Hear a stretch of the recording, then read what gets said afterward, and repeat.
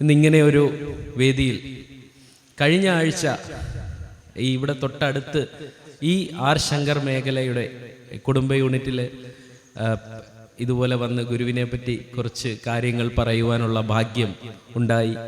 ആ ഭാഗ്യം ഉണ്ടായപ്പോൾ അതിൻ്റെ അവസാനത്ത് ഞാനിങ്ങനെ പറഞ്ഞു, ഇത് കൂടുതൽ ആളുകളൊക്കെ ആയിട്ട് ഇനിയും നല്ല രീതിയിലുള്ള വാർഷികങ്ങൾ നടക്കുമ്പോൾ എപ്പോഴെങ്കിലും ഒരു തവണയും കൂടി ഇവിടെ വരുവാൻ ഭാഗ്യമുണ്ടാവാൻ ഞാൻ പ്രാർത്ഥിക്കുന്നു എന്ന് പറഞ്ഞത് ഇത്ര പെട്ടെന്ന് ഭഗവാൻ കേൾക്കുമെന്ന് ഞാൻ കരുതിയില്ല. കാര്യം അന്ന് വൈകിട്ട് തന്നെ എനിക്ക് വിളി വന്നു.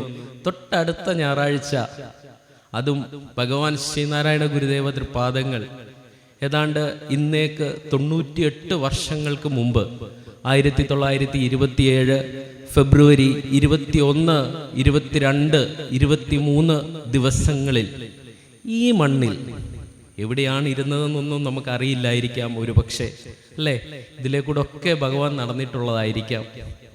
അവിടെ ഭഗവാന്റെ ആ മണ്ണിലാണ് നമ്മൾ ഇന്നിരിക്കുന്നത്. അങ്ങനെയുള്ള ഈ ഒരു അവസരത്തിൽ ആദ്യമേ തന്നെ ഒരു ചെറിയ ക്ഷമാപണത്തോടു കൂടി തന്നെ ഞാൻ തുടങ്ങാം. വേറൊന്നുമല്ല, 2-3 ദിവസമായിട്ട് നല്ല പനിയായിരുന്നു. സൗണ്ടൊക്കെ ഒരുമാതിരിയാണ്. എങ്ങനെയാവും, ഇടയ്ക്ക് ചുമ, അങ്ങനെയൊക്കെയുള്ള പ്രശ്നങ്ങൾ ഉണ്ടാവാൻ സാധ്യത കാണും. എന്തായാലും ക്ഷമിക്കുക, ഇതിനിടയ്ക്ക് പറയാൻ പറ്റത്തില്ലല്ലോ, അതുകൊണ്ടാണ് ആദ്യമേ അങ്ങനെയൊന്ന് പറഞ്ഞത്. എന്തായാലും നമുക്ക് നമ്മളുടെ ഈ വിശേഷങ്ങൾ അല്ലെങ്കിൽ നമ്മൾ ഗുരുവിനെ പറ്റി കുറച്ച് കാര്യങ്ങൾ ഇന്ന് നമുക്ക് അറിയാം. എനിക്കറിയാവുന്ന കുറച്ച് കാര്യങ്ങൾ ഞാൻ പറയാം. ഇതെല്ലാവരും കേൾക്കുകയും അത് അവരവരുടെ ജീവിതത്തിൽ നല്ലത് മാത്രം അവരവരുടെ ജീവിതത്തിൽ പ്രാവർത്തികമാക്കുകയും മറ്റുള്ളവരിലേക്ക് എത്തിക്കുകയും കൂടി ചെയ്യുമ്പോഴാണ് ഇതുപോലെയുള്ള കുടുംബ സംഗമങ്ങൾ ഒക്കെ അതിൻ്റെ പ്രാപ്തിയിൽ, അല്ലേ? ഇങ്ങനെയൊക്കെ കുടുംബ സംഗമങ്ങൾ നടക്കുന്നതിൻ്റെ ഉദ്ദേശം തന്നെ അതല്ലേ, നമ്മളെയൊക്കെ ഒന്ന് ഫ്രഷ് ആക്കുക എന്നതല്ലേ, അല്ലേ? അങ്ങനെയുള്ള ഒരു ഫ്രഷ്നെസ്സിലേക്ക് നമുക്ക് എത്തുവാൻ സാധിക്കണം. അപ്പം നമുക്ക് എന്തായാലും തുടങ്ങാം. അണകവിയുന്ന അഴലാഴി ആഴുമെന്നിൽ പ്രണയമുദിച്ചു കവിഞ്ഞു പാരവശ്യാൽ അണികരമേകി അണഞ്ഞിടുന്ന നാരായണ ഗുരുനായകൻ എൻ്റെ ദൈവമല്ലോ. തേച്ചു മിനുക്കും തോറും കാന്തിയും മൂല്യവുമേറി വരുന്ന ശില്പം പോലെ, കേട്ടാലും കേട്ടാലും മതിവരാത്ത കഥാസാഗരം പോലെ, എത്ര ചിന്തിച്ചാലും അന്തമില്ലാതെ നീളുന്ന വിസ്മയം പോലെയുള്ള ഭഗവാൻ ശ്രീനാരായണ ഗുരുദേവ തൃപാദങ്ങളുടെ നാമത്തിൽ കുമാരനാശാന്റെ പേരിൽ നടക്കുന്ന കുമാരനാശാൻ സ്മാരക കുടുംബ യൂണിറ്റിന്റെ 11ാമത് വാർഷികാഘോഷവും കുടുംബ സംഗമവുമാണ് ഇവിടെ നടക്കുന്നത്. ഞാനൊന്ന് ചോദിച്ചോട്ടെ, ഇന്നിവിടെ നടക്കുന്നത് കുടുംബ സംഗമം ആണെന്ന് പറഞ്ഞു, അല്ലേ? കുടുംബത്തിൽ നിന്ന് എത്ര പേര് വീതം വന്നിട്ടുണ്ട്? നമ്മളുടെയൊക്കെ കുടുംബം എന്ന് പറയുമ്പോൾ ഒരാളല്ല, ആണോ? അല്ല. ഇവിടെ നടക്കുന്നത് ഒരാളുടെ സംഗമമല്ല, കുടുംബ സംഗമമാണ്. എത്ര പേര് വന്നിട്ടുണ്ട് കുടുംബത്തിൽ നിന്ന്? ഒന്ന് കൈവെക്കുവോ? വീട്ടിലുള്ള അച്ഛനും അമ്മയും മക്കളും എല്ലാവരും ചേർന്ന് വന്ന എത്ര കുടുംബങ്ങളുണ്ട് ഇവിടെ? സന്തോഷം, കുറച്ചെങ്കിലുമൊക്കെ ഉണ്ട്. വലിയ സന്തോഷം. ഇവിടെ എനിക്ക് മുമ്പ് സംസാരിച്ച മുൻ പ്രസിഡന്റ് സാറാന്ന് തോന്നുന്നു പറഞ്ഞത് ഇവിടെ ആള് കുറവാണെന്ന്. എനിക്ക് തോന്നുന്നില്ല കേട്ടോ, നല്ല ആളുണ്ട്. ഒരു കുടുംബ യൂണിറ്റിന്റെ അംഗങ്ങളാണ് ഇവിടെ ഉള്ളതല്ലേ. ചില ശാഖയിലൊക്കെ നമ്മളെ ഇതുപോലെയുള്ള ഗുരുവിനെ പറ്റി പറയുവാൻ പ്രഭാഷണങ്ങൾക്കൊക്കെ പോകുമ്പോൾ ഇത്രയും പോലും ആളുകളൊന്നും വരാറില്ല. എന്ന് വെച്ച് വരാതിരിക്കണമെന്നല്ല ഞാൻ ഉദ്ദേശിച്ചത്. പക്ഷേ ഇങ്ങനെയും ഇത്രയും ആളുകൾ തന്നെ ഒരു കുടുംബ സംഗമത്തിന് നല്ല ആളാണ് കേട്ടോ. ആള് കുറവിൻ്റെ വിഷമമൊന്നും എനിക്കില്ല കേട്ടോ. സംഘാടകർ എന്നോട് വന്നപ്പോഴേ പറഞ്ഞു കേട്ടോ, ഞങ്ങളുടെ ഇവിടെ പിള്ളേരൊക്കെ കുറവാ. എല്ലാം ഇങ്ങനെ അവരെ മുൻകൂട്ടി എടുക്കുന്നതാണ്. കാര്യം പ്രഭാഷകനെ വിളിച്ചു വരുത്തുമ്പോൾ അവർക്ക് എന്ത് തോന്നും എന്നുള്ള ഒരു ചിന്ത കൊണ്ടാണ് അങ്ങനെ വിളിക്കുന്നത്, അങ്ങനെ പറയുന്നത്. കാര്യം ഞാനും ഒരു ശാഖയുടെ വൈസ് പ്രസിഡന്റ് കൂടിയാണ്. തിരുവല്ല SNDP യൂണിയൻ യൂത്ത് മൂവ്മെന്റിന്റെ കൺവീനർ കൂടിയാണ്. ഞാനും നിരവധി പ്രോഗ്രാമുകൾ സംഘടിപ്പിക്കാറുണ്ട്. അപ്പോൾ അതിൻ്റെ വിഷമം എനിക്കും അറിയാം. എൻ്റെ ശാഖയിലും പ്രഭാഷകരെയൊക്കെ വിളിച്ച് പ്രഭാഷണം നടത്തുമ്പോൾ 10 മണിക്ക് പ്രഭാഷണം എന്ന് പറയുമ്പോൾ 9:50 ആകുമ്പോഴത്തേനും പ്രഭാഷകരൊക്കെ എത്തും. അത് തിരുവനന്തപുരത്ത് നിന്നും വൈക്കത്ത് നിന്നും കോട്ടയത്ത് നിന്നും ഒക്കെ ആയിരിക്കും വരുന്നത്. പക്ഷേ എൻ്റെ ശാഖയിലുള്ള അംഗങ്ങൾ എത്തത്തില്ല. അവര് 11:30, 11:45, 12 ആകുമ്പോഴത്തേനും അത്യാവശ്യം ആളാകും കേട്ടോ. പ്രഭാഷണം തീരുമ്പോൾ എന്തായാലും ഭയങ്കര സക്സസ് ആയിരിക്കും. എല്ലായിടും അങ്ങനെയാണ് കേട്ടോ. ഞങ്ങളുടെ നാട്ടിലെ കാര്യമാണ്, ഇവിടുത്തെ അല്ല. ഇവിടെ എന്തായാലും അത്യാവശ്യം നല്ല ആളുകളുണ്ട്. വളരെ സന്തോഷം. ഗുരുവിനെ അറിയുവാനാണ് ആളില്ലാത്തത് കേട്ടോ. ഇവിടെ പറഞ്ഞു, ഇവിടെ മുമ്പ് സംസാരിച്ച ആശംസ പറഞ്ഞ ഒരു ചേട്ടൻ പറയുകയുണ്ടായി, നമ്മളുടെയൊക്കെ ഫ്രണ്ടിൽ ഉമ്മറത്ത് വെച്ചേക്കേണ്ട ഫോട്ടോ അല്ല, മറിച്ച് നമ്മളുടെയൊക്കെ പൂജാ മുറിക്കുള്ളിലാണ് ഗുരു വേണ്ടതെന്ന്. പക്ഷെ എനിക്ക് അങ്ങനെ ഒരു അഭിപ്രായമല്ല ഉള്ളത്. നമ്മളുടെയൊക്കെ ഉമ്മറത്തും പൂജാമുറിയിലും അല്ല ഭഗവാൻ ഇരിക്കേണ്ടത്, നമ്മളുടെയൊക്കെ മനസ്സിലാണ്. നമ്മളുടെ മനസ്സിൽ ഗുരു വന്നിട്ടേ കാര്യമുള്ളൂ. പൂജാമുറിയിൽ വന്നിട്ട് ഒരു കാര്യവുമില്ല. പൂജാമുറിയിൽ വന്നാൽ നമ്മൾ പ്രാർത്ഥിക്കുക മാത്രമേ ചെയ്യുള്ളൂ, അല്ലേ? പക്ഷെ നമ്മളുടെ മനസ്സിൽ വരുമ്പോൾ നമുക്ക് പ്രവർത്തിക്കുവാനും സാധിക്കും. അങ്ങനെയാണ് ഗുരു വളരെ കൃത്യമായിട്ട് എങ്ങനെയൊക്കെ പ്രാർത്ഥിക്കണമെന്ന് പോലും നമ്മളെ പഠിപ്പിച്ചതാണ് ഗുരു. നമ്മൾ സാധാരണ എങ്ങനെയാണ് പ്രാർത്ഥിക്കാറുള്ളത്? എനിക്ക് ലോട്ടറി അടിക്കണേ, എൻ്റെ കൊച്ച് 10ാം ക്ലാസ്സിലെ പരീക്ഷയ്ക്ക് എഴുതിയിട്ടിരിക്കുവാണ്, ഫുൾ A+ വേണം. ഇതൊക്കെയാണ് നമ്മുടെ പ്രാർത്ഥന. എൻ്റെ മകന് നല്ല പെണ്ണിനെ കിട്ടണം, ഇനിയോ എൻ്റെ മകൾക്ക് ഗൾഫിൽ നല്ല ജോലിയുള്ള, ഇഷ്ടം പോലെ ശമ്പളമൊക്കെയുള്ള നല്ല ഒരു ചെറുക്കനെ കിട്ടണം. ഇതൊക്കെയാണ് നമ്മളെ പ്രാർത്ഥനകൾ, അല്ലേ? ഭഗവാൻ ശ്രീനാരായണ ഗുരുദേവ തൃപാദങ്ങൾ എങ്ങനെ പ്രാർത്ഥിക്കണമെന്ന് നമുക്ക് വളരെ കൃത്യമായിട്ട് പറഞ്ഞു തന്നിട്ടില്ലേ? നമ്മൾ പ്രാർത്ഥിക്കാറുണ്ടോ? ഇനി ഇത് എവിടെയാ പറഞ്ഞു തന്നിട്ടുള്ളത്? എല്ലാവരും മിഴിച്ചിരിക്കുന്നു. ഗുരുദേവൻ ഇതൊക്കെ ഇങ്ങനൊക്കെ പറഞ്ഞോ? മദ്യം വിഷമാണ്, അതുണ്ടാക്കരുത്, കൊടുക്കരുത്, കുടിക്കരുത് എന്നല്ലേ പറഞ്ഞിട്ടുള്ളൂ? ഒരു ജാതി, ഒരു മതം, ഒരു ദൈവം, മനുഷ്യന് എന്നല്ലേ പറഞ്ഞിട്ടുള്ളൂ? സംഘടന കൊണ്ട് ശക്തരാകുവാനല്ലേ പറഞ്ഞിട്ടുള്ളൂ? അതൊക്കെയല്ലേ ഇപ്പൊ ചിന്തിക്കുന്നേ? പ്രാർത്ഥിക്കാൻ എവിടെയാ ഗുരു പറഞ്ഞു തന്നിട്ടുള്ളത്? ചിന്തിച്ചോ? അങ്ങനെ ചിന്തിക്കണം. വളരെ കൃത്യമായിട്ടും വ്യക്തമായിട്ടും ഭഗവാൻ ശ്രീനാരായണ ഗുരുദേവ തൃപാദങ്ങൾ എന്താണ് പ്രാർത്ഥിക്കേണ്ടത് എന്ന് നമ്മളെ പഠിപ്പിച്ചിട്ടുണ്ട്. നമ്മൾ ഇതൊക്കെ ചൊല്ലുന്നുണ്ട് കേട്ടോ, പക്ഷെ ഇതൊക്കെ പ്രാർത്ഥനയായിരുന്നെന്ന് അറിഞ്ഞില്ല. അവിടെയാ പറ്റിപ്പോയത്. നമ്മളിതെല്ലാ ഞായറാഴ്ചകളിലും കുടുംബ യൂണിറ്റിൽ, എനിക്ക് ഉറപ്പാണ് ഈ കുടുംബ യൂണിറ്റുകാരെല്ലാ ഞായറാഴ്ചയും പ്രാർത്ഥന ചൊല്ലുമ്പോൾ ആ കൃതി ചൊല്ലിയിരിക്കും, ഒരു സംശയവുമില്ല, എല്ലാ ഞായറാഴ്ചയും. പക്ഷെ ഇത് പ്രാർത്ഥിക്കാൻ പഠിപ്പിക്കുമായിരുന്നു എന്നുള്ള വിവരം ഞാൻ ഇന്നറിഞ്ഞതെന്നായിരിക്കും പലരും ചിന്തിക്കുന്നത്, അല്ലേ? 1893 ഭഗവാൻ ശ്രീനാരായണ ഗുരുദേവ തൃപാദങ്ങൾ കോലത്തുകരയുടെ മണ്ണിൽ ഒരു ശിവനെ, മംഗളസ്വരൂപിയായ ശിവനെ നമുക്ക് പ്രതിഷ്ഠിച്ചു തന്നു. കോലത്തുകരക്കാർക്ക് വേണ്ടി മാത്രമൊന്നുമല്ല കേട്ടോ ആ പ്രതിഷ്ഠ, നമ്മൾ കൂടെ വേണ്ടിയിട്ടാണ്. ഗുരു ചെയ്തതൊന്നും ഒരാൾക്ക് വേണ്ടിയിട്ടല്ല, മറിച്ച് എല്ലാം നമ്മളും ഞങ്ങളും മാത്രമാണ്, അല്ലേ? അങ്ങനെയല്ലേ? അങ്ങനെയല്ലേ? അങ്ങനെയാണ്, അങ്ങനെ തന്നെയാണ്. അങ്ങനെ ഭഗവാൻ ശ്രീനാരായണ ഗുരുദേവ തൃപാദങ്ങൾ 1888 അരുവിപ്പുറത്ത് ശിവനെ പ്രതിഷ്ഠിച്ച കാര്യമൊക്കെ ഇവിടെ പറഞ്ഞു കേട്ടില്ലേ? അതിനുശേഷം രണ്ടാമത് ശിവപ്രതിഷ്ഠ നടത്തുന്നത് കോലത്തുകരയുടെ മണ്ണിലാണ്. കോലധീരേശനെ നമുക്ക് പ്രതിഷ്ഠിച്ചു തന്നു. അതിനുശേഷം അവിടെ ഒരു സ്തോത്രവും നമുക്ക് എഴുതി തന്നു, കോലധീരേശ സ്തവം. വളരെ വ്യക്തമായിട്ട് നമ്മൾ എന്താണ് പ്രാർത്ഥിക്കേണ്ടതെന്ന് നമ്മളെ പഠിപ്പിക്കുന്ന ഒരു കൃതിയാണത്. അതിനകത്ത് പറയുന്നത് മാത്രം നമ്മൾ പ്രാർത്ഥിച്ചാൽ മതി, നമ്മൾക്ക് സർവ്വ ഐശ്വര്യവും ഉണ്ടാവും. എല്ലാ ദിവസവും ചെല്ലണം കേട്ടോ, എല്ലാ ദിവസവും. നമ്മളുടെ മുന്നിൽ ഏത് കോലധീരേശനാണോ ഇരിക്കുന്നത്, ആ കോലധീരേശൻ നമ്മളെ അനുഗ്രഹിച്ചിരിക്കും, ഒരു സംശയവുമില്ല. അങ്ങനെയാണ് ആ കൃതിയുടെ രചന. പറഞ്ഞു തരുന്നില്ലേ? അരുവിപ്പുറത്തിന്റെ മണ്ണിൽ ഗുരു ഒരു പാറയുടെ പുറത്ത് മറ്റൊരു പാറ എടുത്തു വെച്ച് ശിവനാണ് എന്ന് പറഞ്ഞ് പ്രതിഷ്ഠ ചെയ്യുമ്പോൾ അവിടെ അത് പുതിയതായിരുന്നു, അവിടെ വേറെ മാറ്റങ്ങളൊന്നുമില്ല. മറിച്ച് കോലത്തുകരയുടെ മണ്ണിൽ ശിവനെ പ്രതിഷ്ഠിക്കുമ്പോൾ അവിടെ അതിനു മുമ്പ് ഒരു ഭദ്രകാളി ഉണ്ടായിരുന്നു. ഒരു ഭദ്രകാളി വിഗ്രഹം ഇളക്കി മാറ്റിയതിന് ശേഷമാണ് അവിടെ ശിവനെ പ്രതിഷ്ഠിച്ചു തരുന്നത്.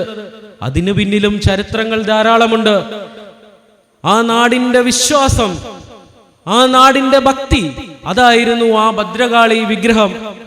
ഒരു നാട്ടുകാരുടെ മുമ്പിൽ ഇപ്പൊ നമ്മളുടെ നാട്ടിലും വന്ന് ഗുരു ആവശ്യമില്ലാത്ത ചപ്പ് ചവറുകളെല്ലാം പറിച്ചു മാറ്റി തന്നിട്ടല്ലേ പറഞ്ഞത്, ഈ ഒരെണ്ണം മതി ഇവിടെ, ഇത് ബ്രഹ്മമാണ്, സ്വയംഭൂവാണ്, ഇത് ഇവിടെ ഇരിക്കട്ടെ എന്ന് പറഞ്ഞത് നിങ്ങളുടെ നാട്ടിൽ വന്നിട്ടല്ലേ? അതുപോലെ അന്ന് കോലത്തുകരയുടെ മണ്ണിൽ ഭഗവാൻ ശ്രീനാരായണ ഗുരുദേവ തൃപ്പാദങ്ങൾ അവിടെ നിന്നുണ്ടായിരുന്ന ഭദ്രകാളി വിഗ്രഹം ഇളക്കി മാറ്റിയിട്ടാണ് ശിവനെ പ്രതിഷ്ഠിക്കുന്നത്. ചുമ്മാതൊരു നാട്ടിൽ പോയിട്ട് വിഗ്രഹം ഇളക്കി മാറ്റാൻ സമ്മതിക്കൂ? ഇവിടെ ഇന്ന് പറ്റുമോ? ഇത്രയും അഡ്വാൻസ് ടെക്നോളജിയും ചന്ദ്രനിൽ വരെ ആൾക്കാർ പോയി കുറേ ദിവസം താമസിച്ചിട്ട് തിരിച്ചു വന്ന ഇന്നത്തെ കാലത്ത് എന്തെങ്കിലും ഒരു വിശ്വാസത്തിന് കേടുപറ്റുന്ന ഒരു കാര്യം ചെയ്യുവാൻ നമുക്ക് കഴിയുമോ? ഇല്ല. ആ സമയത്താണ് കോലത്തുകരയുടെ മണ്ണിൽ ഭഗവാൻ ശ്രീനാരായണ ഗുരുദേവ തൃപ്പാദങ്ങൾ ആ നാട്ടുകാരുടെ വിശ്വാസമായിരുന്ന, അവരുടെ ഭക്തിയായിരുന്ന, അവരുടെ എല്ലാമായിരുന്ന ആ ഭദ്രകാളിയെ ഇളക്കി മാറ്റുന്നത്.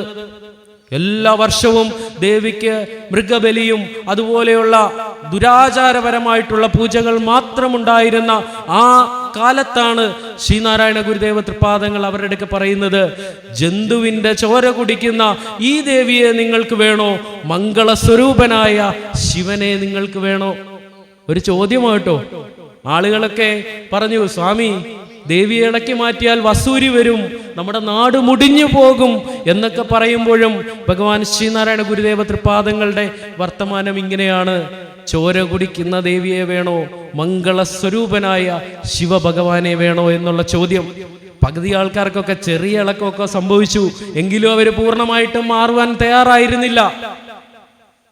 അങ്ങനെയുള്ള ആളുകളുടെ അടുക്കൽ ഭഗവാൻ ശ്രീനാരായണ ഗുരുദേവ തൃപ്പാദങ്ങൾ ഒരുറപ്പ് കൂടി നൽകി. ആ ഉറപ്പിന് പുറത്താണ് ഇന്ന് കോലത്തുകരയിൽ ആ മംഗളസ്വരൂപിയായ ശിവൻ ഇരിക്കുന്നത്. നിങ്ങൾക്ക് നാം ഇല്ലയോ?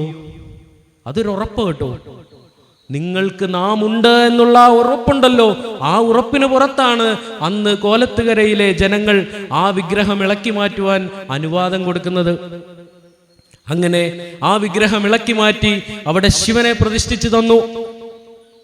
തരിക മാത്രമല്ല ചെയ്തത്, ആ ശിവനെ പ്രാർത്ഥിക്കുവാനായിട്ട് ഒരു പ്രാർത്ഥന കൂടി എഴുതി നൽകി.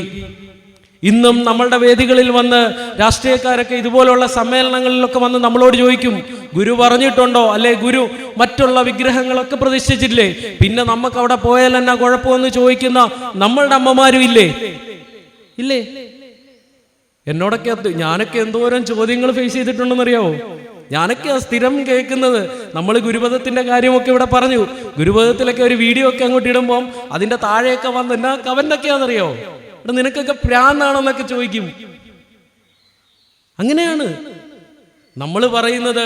ശ്രീനാരായണ ഗുരുദേവ തൃപ്പാദങ്ങളെ പറ്റിയിട്ടുള്ള ഗുരുവിന്റെ നമ്മളുടെ ഒരു പ്രശ്നം എന്താണെന്നറിയോ, നമ്മൾ പഠിക്കാറൊന്നുമില്ല, നമ്മൾ ഓൾറെഡി പ്രാർത്ഥന അതാണ് നമ്മൾ ചെയ്യാറ്. പക്ഷെ നമ്മൾ ഗുരുവിനെ പഠിക്കണം കേട്ടോ. പഠനമാണ് പ്രധാനം, അതിനോടൊപ്പം പ്രാർത്ഥനയും വേണം. ഞാൻ കഴിഞ്ഞ ആഴ്ച അവിടെയും പറഞ്ഞു, കുടുംബ യൂണിറ്റുകളുടെ പ്രാർത്ഥനാ സമയമുണ്ടല്ലോ, 10 തൊട്ട് 12:30 വരെയൊക്കെ ആയിരിക്കുമല്ലോ സമയം.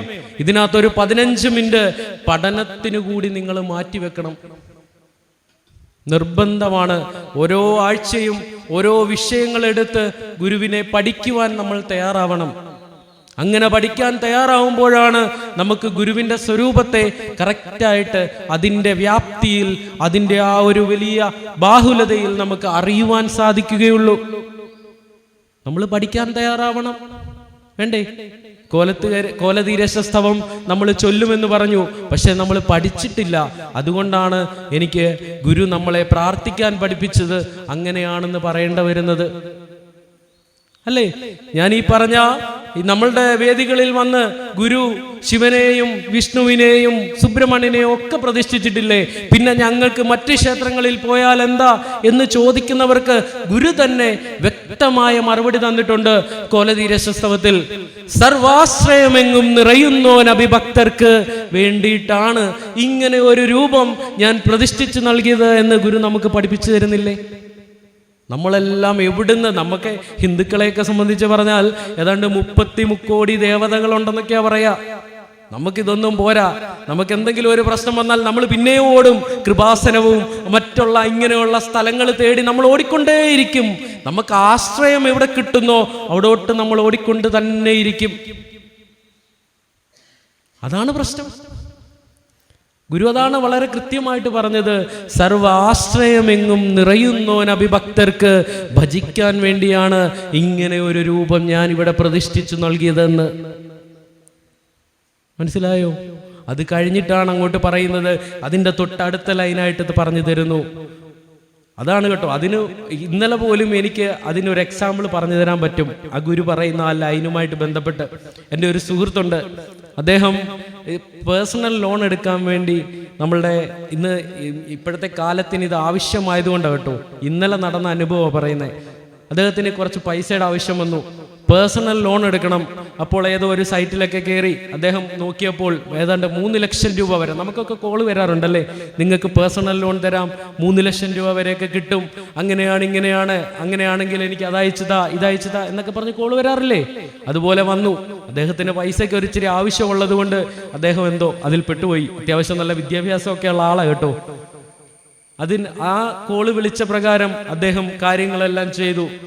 അക്കൗണ്ടിൽ കുറച്ച് കാശ് കിടപ്പുണ്ടായിരുന്നു. ഏതാണ്ട് 3 ലക്ഷം രൂപ അടുപ്പിച്ചങ്ങാണ്ട് അക്കൗണ്ടിൽ കിടപ്പുണ്ടായിരുന്നു. അത് പോരായിരുന്നു, ഏതാണ്ട് 4-5 ലക്ഷം രൂപയുടെ ആവശ്യമുണ്ട് അദ്ദേഹത്തിന്. അതിനു വേണ്ടിയിട്ടാണ് ഈ ഒരു 3 ലക്ഷം രൂപയും കൂടെ എടുക്കാം എന്ന് കരുതിയത്. അങ്ങനെ അവരുടെ ബാങ്കിന്റെ ഡീറ്റെയിലും അതും ഇതുമൊക്കെ ഇവർ പറഞ്ഞതുപോലെ എല്ലാം കൊടുത്തു. ഒരു അരമണിക്കൂർ കഴിഞ്ഞപ്പോൾ 20,000-വും 30,000-വും 25,000-വും ഒക്കെ വെച്ച് അക്കൗണ്ടിൽ നിന്ന് ഇങ്ങനെ പോയിക്കൊണ്ടേയിരിക്കുന്നു. ഒന്നും ചെയ്യാൻ പറ്റുന്നില്ല. അപ്പോൾ തന്നെ വണ്ടി വിളിച്ച് നേരെ സൈബർ സെല്ലിൽ ചെന്ന് പരാതി കൊടുത്തപ്പോൾ അക്കൗണ്ടിൽ ആകെ ഉണ്ടായിരുന്നത് 250 രൂപയാണ്. ബാക്കി മുഴുവൻ പൈസയും അദ്ദേഹത്തിന് നഷ്ടപ്പെട്ടു പോയി. അവരും പറയുന്നത് ഒരു തരത്തിലും ഇത് റിക്കവറി ചെയ്തെടുക്കാൻ പറ്റുമെന്ന് തോന്നുന്നില്ല എന്ന് പറഞ്ഞപ്പോൾ ഇന്നലെ കരഞ്ഞുകൊണ്ട് ഞങ്ങളുടെ മുന്നിൽ അമ്പിളിയുടെ ഞങ്ങൾ നിൽക്കുമ്പോഴാണ് അദ്ദേഹം വന്നത്. കരയുമാണ് നിന്ന്. ഒന്നും ചെയ്യാൻ പറ്റില്ല. എന്ത് ചെയ്യാൻ പറ്റും?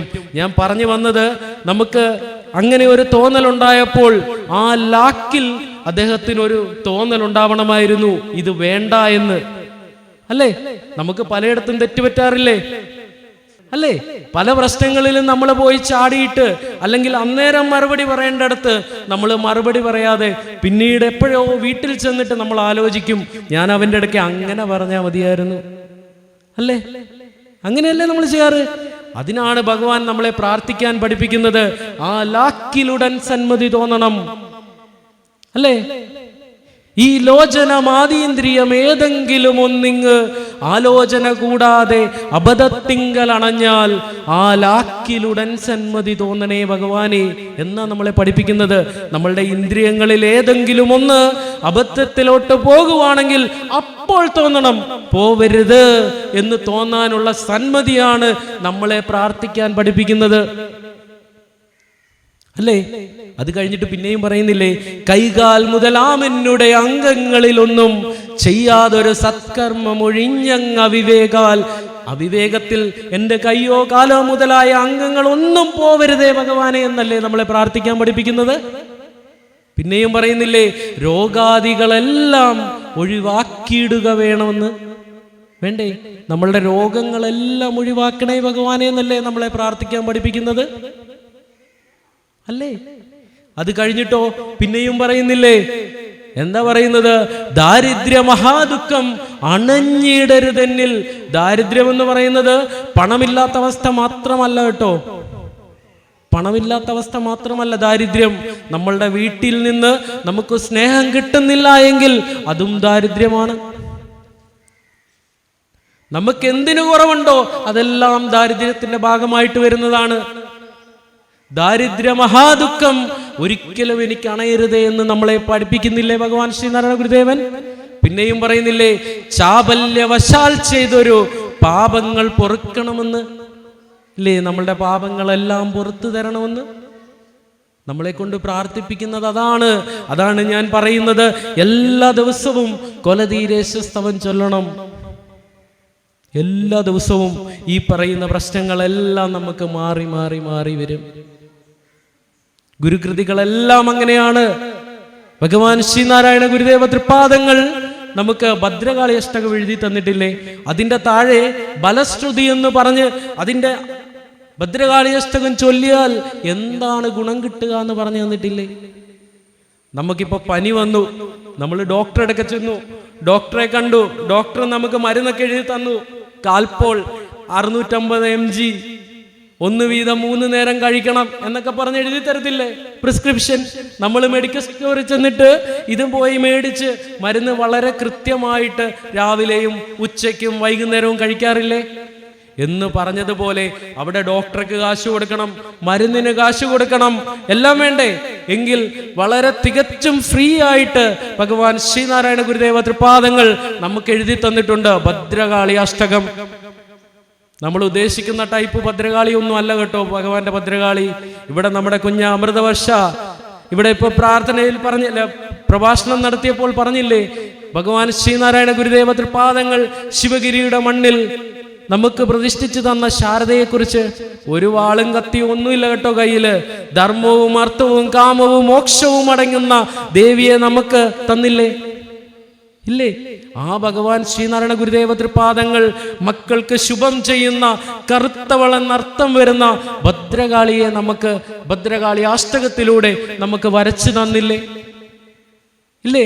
അതിന്റെ അവസാനം പറയുന്നുണ്ട്, എന്താണ് പറയുന്നത്? ഭദ്രകാളി ഇഷ്ടമൊക്കെ ചെല്ലാറില്ലേ?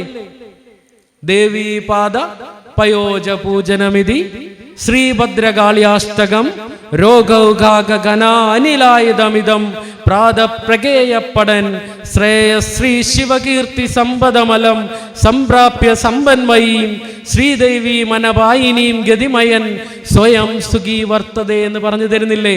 ഇത് നമ്മൾ ചൊല്ലാറുണ്ട്. ഇതിനകത്ത് എന്തുവാ പറഞ്ഞേക്കുന്നതെന്ന് ആർക്കറിയാം? അല്ലേ? അതല്ലേ നമ്മളുടെ പ്രശ്നം.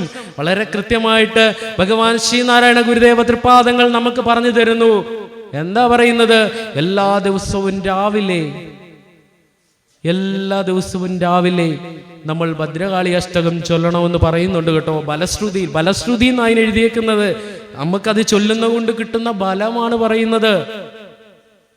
ദേവി പാദ പയോജ പൂജനമിതി ശ്രീഭദ്രകാളി അഷ്ടകം രോഗവും പാപവും ഒക്കെ കാറ്റടിച്ച് മേഘം ഇങ്ങനെ കൂടി നിൽക്കുമ്പോൾ കാറ്റടിച്ച് മേഘം കൊണ്ടുപോയില്ലേ എന്ന് പറയുന്നത് പോലെ ആ പ്രശ്നങ്ങളെല്ലാം പരിഹരിച്ചു തരും എന്ന് വളരെ കൃത്യമായിട്ട് ഭഗവാൻ ശ്രീനാരായണ ഗുരുദേവ തൃപാദങ്ങൾ നമുക്ക് പറഞ്ഞു തരുന്നുണ്ട്. അത് കഴിഞ്ഞിട്ട് വീണ്ടും പറയുന്നു, ഇതും കൊണ്ടുള്ള ഗുണം ശ്രേയസ്, ശ്രീ, ശിവകീർത്തി, സമ്പത്ത്. നമ്മൾ സമ്പത്തിനൊക്കെ വേണ്ടി എന്നാക്ക പരിപാടിയാണ് കാണിക്കുന്നേ? ഒന്നും വേണ്ട. എല്ലാ ദിവസവും രാവിലെ അമ്മമാര് ഭദ്രകാളി അഷ്ടകം, അമ്മമാര് മാത്രമല്ല കേട്ടോ, അച്ഛന്മാർക്കും ചെല്ലാം. ഒരു മടിയും വിചാരിക്കണ്ട. ഇവിടെ അമ്മമാര് കൂടുതലായതുകൊണ്ട് അമ്മമാരെന്ന് പറഞ്ഞതാണ്. പുറകെ ഇരിക്കുന്ന അച്ഛന്മാരോർക്ക് എന്താടാ ഞാനും ചൊല്ലിയ? ഒന്നുമില്ല. അമ്മയ്ക്കും അച്ഛനും എല്ലാവർക്കും മക്കൾക്കും ഒക്കെ ചൊല്ലാം. ഒരു 5 മിനിറ്റ് മതി. ഫ്രീ ആണ്.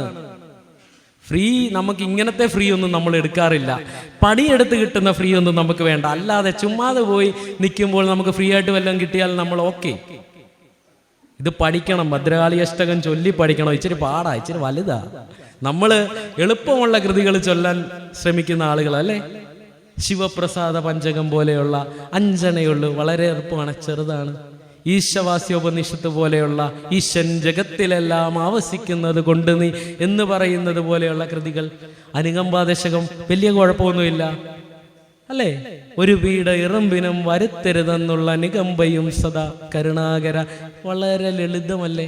ഇങ്ങനെയുള്ള കൃതികളാണ് നമ്മൾ ചൊല്ലാൻ ഏറ്റവും കൂടുതൽ തിരഞ്ഞെടുക്കുന്നത്. ഇങ്ങനെയുള്ള 4-5 കൃതികൾ ചൊല്ലിയതിന് ശേഷം ഞങ്ങളുടെ നാട്ടിലൊക്കെ 11 മണിക്ക് സുപ്രഭാതമൊക്കെ ചൊല്ലുന്ന അമ്മമാരുണ്ട് കേട്ടോ. പിച്ചകപ്പൂവിൽ വന്ന ഗുരുവേ എന്നൊക്കെ പറഞ്ഞിട്ട് എങ്ങാണ്ടൊക്കെയുള്ള ആളുകൾ എവിടെ നിന്നെങ്ങാണ്ടൊക്കെയോ വെച്ച് എഴുതിയിട്ടുള്ള കൃതികളൊക്കെ, അതാണ് നമുക്ക് കൂടുതൽ ഇഷ്ടം. കാര്യം ഇതിനൊരു വലിയൊരു തമാശ കൂടിയുണ്ട് കേട്ടോ. ഞങ്ങളുടെയൊക്കെ ശാഖയിൽ ഞങ്ങൾ ഗുരുദേവ കൃതികൾ കൂടുതൽ ചൊല്ലാനുള്ള ഒരു ശ്രമങ്ങൾ നടത്തിക്കൊണ്ടിരിക്കുകയാണ്.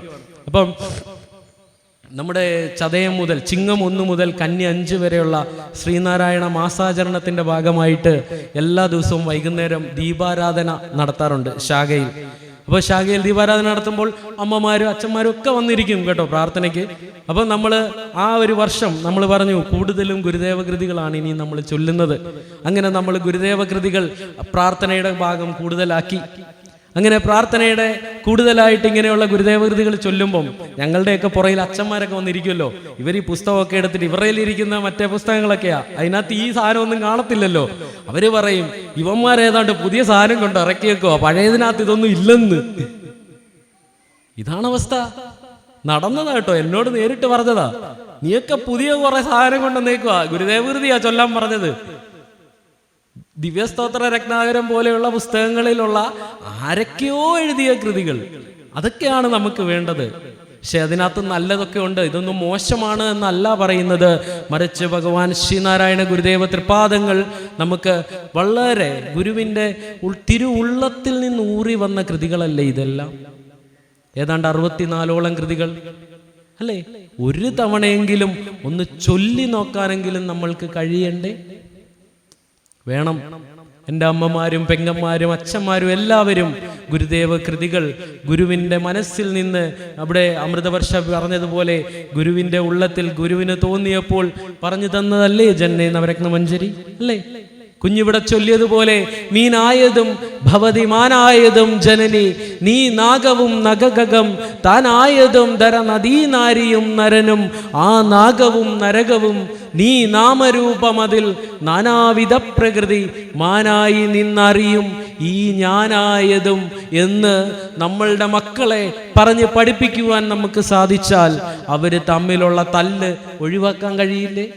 നീയും ഞാനും മാനും ഇവിടെ കാണുന്ന സകല ചരാചരവും ഒന്ന് തന്നെയെന്ന് നമ്മളുടെ മക്കളെ പഠിപ്പിക്കണ്ടേ? നമുക്ക് വേണ്ടേ? അതിന് രവിവാര പാഠശാല പോലെയുള്ള സൺഡേ സ്കൂളുകൾ ഒക്കെ നമ്മൾ ആരംഭിക്കേണ്ടതായിട്ടുണ്ട്. ശാഖായോഗം അതിനെ മുൻകൈയെടുത്ത് വളരെ കൃത്യമായിട്ട് നമ്മളുടെ മക്കളെ ഇതൊക്കെ പഠിപ്പിക്കുവാൻ, ഗുരുവിൻ്റെ സ്വരൂപത്തെ അറിയുവാൻ, ഗുരുദേവ കൃതികളിലൂടെ സഞ്ചരിക്കുവാനും ഒക്കെ അവരെ പ്രാപ്തരാക്കേണ്ടതുണ്ട്. അത് ശാഖായോഗമാണ് ഏറ്റെടുത്ത് ചെയ്യേണ്ടത്. അതൊക്കെ ഇനിയും വരുന്ന വർഷങ്ങളിലും ഇവിടെ ഒരു പക്ഷെ കാണാം. ഇപ്പൊ തിരുവല്ല SNDP യൂണിയന്റെ നേതൃത്വത്തിൽ ഞാൻ പറഞ്ഞു, ഞാൻ യൂണിയന്റെ യൂത്ത് മൂവ്മെന്റിന്റെ കൺവീനറാന്ന് പറഞ്ഞു. ഇപ്പൊ ഞങ്ങൾ പുതിയൊരു പദ്ധതിയായിട്ട് തന്നെ എല്ലാ 48 ശാഖകളാണ് ഞങ്ങൾക്കുള്ളത്. ഈ 48 ശാഖകളിലും രവിവാര പാഠശാല ആരംഭിക്കുന്നതിൻ്റെ പ്രവർത്തനങ്ങൾ, അതിൻ്റെ സിലബസ്, അതിൻ്റെ മറ്റ് പ്രവർത്തനങ്ങൾ, ടീച്ചേഴ്സിനുള്ള ട്രെയിനിങ്ങുകൾ, അങ്ങനെയുള്ള കാര്യങ്ങളിലോട്ട് കടന്ന് അതിൻ്റെ പ്രവർത്തനവുമായിട്ട് മുന്നോട്ട് പോവുകയാണ്. നമ്മൾ ഈ കതിരെ കൊണ്ട് വളം വെച്ചിട്ട് കാര്യമില്ല എന്ന് പറയുന്നത് പോലെ നമ്മളുടെ കുട്ടികളിൽ നിന്ന് നമുക്ക് ഇതിന് ഒരു വളർച്ച കൊണ്ടുവരേണ്ടതുണ്ട്. പക്ഷെ ഇവിടെ എല്ലാം പ്രശ്നമായിട്ട് നിൽക്കുന്നത് നമ്മളുടെ മാതാപിതാക്കളാണെന്നുള്ളതാണ് സത്യം. മക്കൾക്ക് സൺഡേ സ്കൂളിനോ ഇതുപോലെയുള്ള രവിവാര പാഠശാലകൾക്കോ വരാനൊക്കെ ഇഷ്ടമാണ്. അമ്മമാര് പറയും ഇന്നൊരു ദിവസമേ നിനക്ക് കിട്ടത്തുള്ളൂ, നീ കിടന്നുറങ്ങിക്കോടാ, നീ ഡാൻസിന് പൊക്കോടാ, നീ കുംഫുവിന് പൊക്കോടാ, ഇതൊക്കെ അമ്മമാര് പറഞ്ഞോളെ. പക്ഷേ അതല്ല, ഈ വരുന്ന 1 മണിക്കൂർ അല്ലെ 2 മണിക്കൂർ അവരുടെ ജീവിതത്തിൽ എന്നും പ്രയോജനം ചെയ്യുന്നതാകും എന്ന് കരുതി വേണം നമ്മളുടെ മക്കളെ ഇതുപോലെയുള്ള എല്ലാ കാര്യങ്ങളിലും പങ്കെടുപ്പിക്കുവാൻ. ഞാൻ ആദ്യമേ പറഞ്ഞല്ലോ, കുടുംബ സംഗമങ്ങൾ നടക്കുമ്പോൾ കുടുംബത്തിലുള്ള അച്ഛനും അമ്മയും മുഴുവൻ ആളുകളും കുടുംബ സംഗമമാണ്. കുടുംബ സംഗമം, ഈ കുടുംബ സംഗമത്തിൽ അങ്ങനെ നമുക്ക് പങ്കെടുക്കുവാൻ കഴിയണം. നിങ്ങളുടെ കുടുംബ യൂണിറ്റിന്റെ ഞാനിവിടെ വിഷയം, എന്ത് വിഷയമാണ് ഞാൻ സംസാരിക്കേണ്ടതെന്ന് ചോദിച്ചപ്പോൾ ചേട്ടൻ എന്നോട് പറഞ്ഞത് അങ്ങനെയൊന്നുമില്ല, ശ്രീനാരായണ ഗുരുദേവ തൃപാദങ്ങളെ കുറിച്ച് എല്ലാ വഴി കൂടെയും പറഞ്ഞോളാനാ പറഞ്ഞത്. ഇങ്ങനൊന്നും നിങ്ങൾ നോക്കണ്ട കേട്ടോ, ഇന്നൊരു വിഷയമൊന്നും പറയണ്ട, മൊത്തം ഗുരുവിനെ കുറിച്ച് അങ്ങ് പറഞ്ഞോളൂ എന്നാ പറഞ്ഞത്. പക്ഷെ എനിക്ക് അതിൻ്റെ നോട്ടീസ് അയച്ചു തന്നപ്പോൾ നമ്മളുടെ കുടുംബ യൂണിറ്റിന്റെ പേര് തന്നെ മഹാകവി കുമാരനാശാൻ കുടുംബ യൂണിറ്റ് എന്നാണ് അല്ലേ. മഹാകവിയെ കുറിച്ച് 2 വാക്ക് പറയാതെ പോകുന്നത് ശരിയല്ല. കാര്യം എന്നെ സംബന്ധിച്ച് ശ്രീനാരായണ ഗുരുദേവനെ പഠിക്കുമ്പോൾ ഏറ്റവും കൂടുതൽ നമുക്ക് ഗുരുവിനോട് നമ്മളെ അടുപ്പിച്ചിട്ടുള്ള ഒരു വ്യക്തിയായിട്ട് എനിക്ക് തോന്നിയത് കുമാരനാശാനാണ് കേട്ടോ. ഒരുപാട് ആളുകളുണ്ട്, എങ്കിലും ഭഗവാൻ ശ്രീനാരായണ ഗുരുദേവ തൃപാദങ്ങളെ തൻ്റെ ദൈവമായി കാണുക മാത്രമല്ല, ഞാനൊന്ന് ചോദിച്ചോട്ടെ, ഇവിടെ ഇരിക്കുന്ന അമ്മമാരോടും അച്ഛന്മാരോടും ഒക്കെ ശ്രീനാരായണ ഗുരുദേവൻ എൻ്റെ ദൈവമാണെന്ന് ഉറക്കെ വിളിച്ചു പറയുവാൻ എത്ര പേർക്ക് കഴിയുമെന്ന് ചോദിച്ചാൽ ആരും കൈയൊന്നും പൊക്കണ്ട കേട്ടോ. പകുതി ആളുകളും പകുതി ഇല്ലാ മനസ്സോടു കൂടിയേ പറയുള്ളൂ. പക്ഷേ മഹാകവി കുമാരനാശാൻ അങ്ങനെയല്ലായിരുന്നു. മഹാകവി കുമാരനാശാൻ വളരെ കൃത്യമായിട്ട് ദൈവത്തെ നമുക്ക് കാട്ടിത്തന്നിട്ടുണ്ട്. ശ്രീനാരായണ ഗുരുദേവ തൃപ്പാദങ്ങൾ ദൈവദശകം എന്ന കൃതി എഴുതി, അല്ലേ? 114ഓളം ഭാഷകളിലേക്ക് തർജ്ജിമ ചെയ്യപ്പെട്ട, ഗിന്നസ് വേൾഡ് റെക്കോർഡിൽ പോലും ഇടം നേടിയ ഒരു കൃതിയാണ് ദൈവദശകം. വേറെ ഒരു പ്രാർത്ഥനയും ഇത്രയും ഭാഷയിലേക്ക് മൊഴിമാറ്റം ചെയ്തിട്ടില്ല. ഉണ്ടോ? ഇല്ല. ആ കൃതിയിൽ ആദ്യം ഭഗവാൻ ശ്രീനാരായണ ഗുരുദേവൻ ദൈവത്തെ ഒരു നാവികനായിട്ടാണ് പരിചയപ്പെടുത്തി തരുന്നത്, അല്ലേ? ദൈവമേ കാത്തുകൊൾകങ്ങ് കൈവിടാതിങ്ങ് ഞങ്ങളെ, നാവികൻ നീ ഭവാബ്ദിക്ക് ഒരാവിവൻ തോണി നിൻപദം. ഞങ്ങളെ കൈവിടാതെ കാത്തുകൊള്ളുന്ന ആ ആവിക്കപ്പലിന്റെ നാവികൻ നീയാണ്, ദൈവമാണ്, അല്ലേ എന്നല്ലേ നമുക്ക് പരിചയപ്പെടുത്തി തരുന്നത്. അങ്ങനെ പരിചയപ്പെടുത്തി തന്ന ഗുരുദേവനാണ് നാവികൻ എന്ന് കുമാരനാശാനും നമുക്ക് പരിചയപ്പെടുത്തി തന്നു. എത്ര പേർക്കറിയാം? ശ്രീനാരായണ ഗുരുദേവൻ ആ കപ്പലിന്റെ നാവികൻ ദൈവമാണെന്ന് നമുക്ക് പരിചയപ്പെടുത്തി തന്നു ദൈവദശകത്തിലൂടെ, അല്ലേ?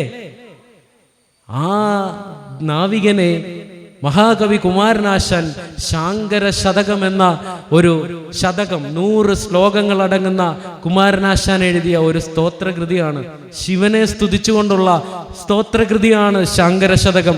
ഈ ശാങ്കര ശതകത്തിന്റെ 1-ാമത്തെ ശ്ലോകത്തിൽ കുമാരനാശാൻ ഇങ്ങനെ പറഞ്ഞു വെക്കുന്നു: ഭാവനീയ ഭഗവാൻ ഭവാംബുദൗ, നാവികൻ നിപുണ നാണു നാമകൻ, ഭാവി ഭവ്യ ഭയനാശമൂലമൻ, ജീവദേശികൻ എനിക്കു ദൈവമേ എന്ന് മഹാകവി കുമാരനാശാൻ നമ്മളോടാണ് പറഞ്ഞു തന്നത്.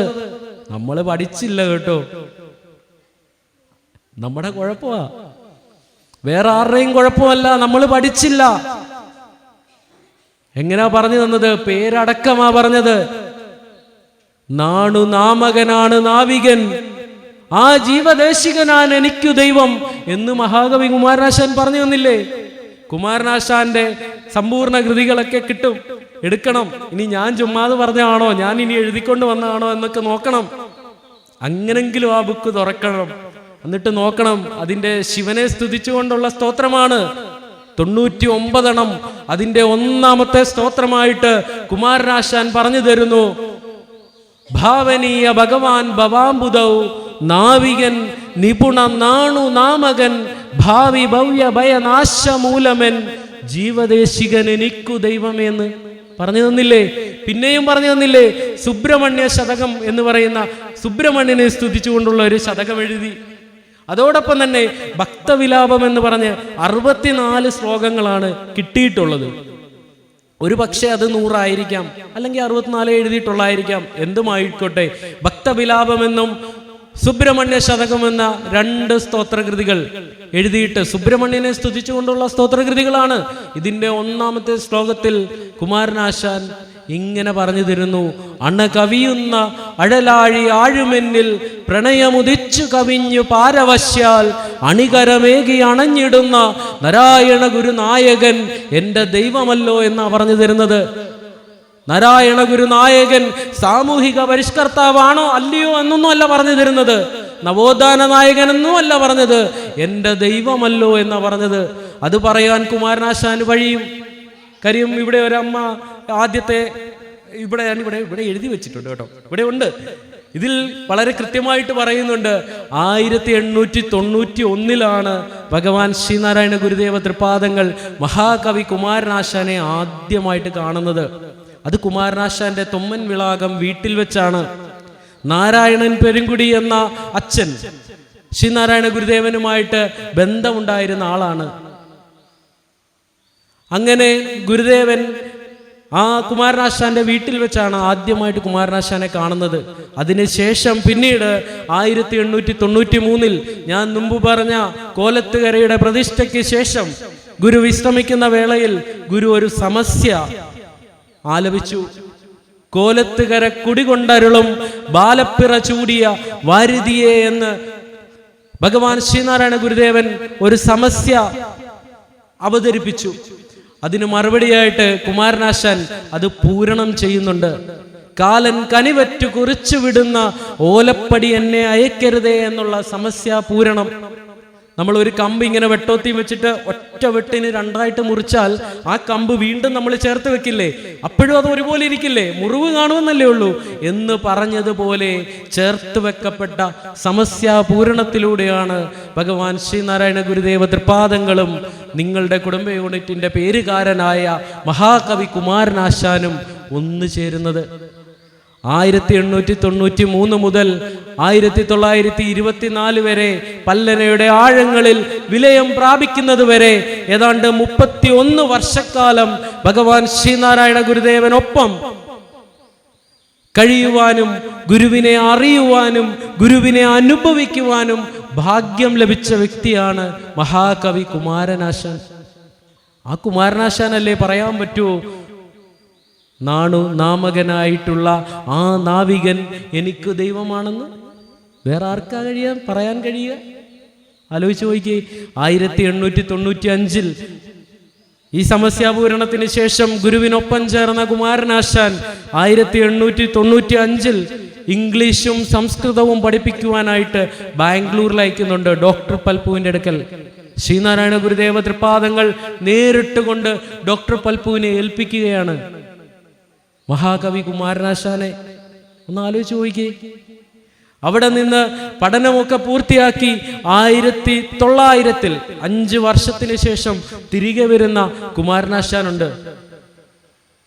ആ കുമാരനാശാനെ 3 വർഷം കൂടെ കഴിഞ്ഞ് 1903 SNDP യോഗത്തിന്റെ ജനറൽ സെക്രട്ടറി ആയിട്ട് അവരോധിക്കുന്നുണ്ട്. 1904 ഈ കുമാരനാശാനെ നമ്മുടെ ശാരദാ മഠത്തിന്റെ നിർമ്മാണ കമ്മിറ്റിയുടെ ജനറൽ സെക്രട്ടറി ആക്കുന്നുണ്ട്. 1905 ഈ കുമാരനാശാൻ, ഇവിടെ ഇപ്പം നമ്മൾ കുമാരനാശാനെ കുറിച്ചാണല്ലോ എല്ലാവരും പറഞ്ഞത് വാക്ക് മഹാകാവ്യം എഴുതാതെ മഹാകവിയായ ആളാണ് കുമാരനാശാൻ എന്നല്ലേ? അല്ലെങ്കിൽ SNDP യോഗത്തിന്റെ ജനറൽ സെക്രട്ടറി ആണെന്നും കൂടി പറയും. അതിനപ്പുറത്തോട്ട് വേറൊന്നും പറയാറില്ല. പിന്നെ പറയുന്നത് കുറെ അധികം കവിതകൾ എഴുതിയിട്ടുണ്ട്, വീണപൂവ്, ചണ്ടാല വിശുകി, അല്ലേ? ഇതിനപ്പുറത്തോട്ട് വേറെ എന്തെങ്കിലും പറയാറുണ്ടോ?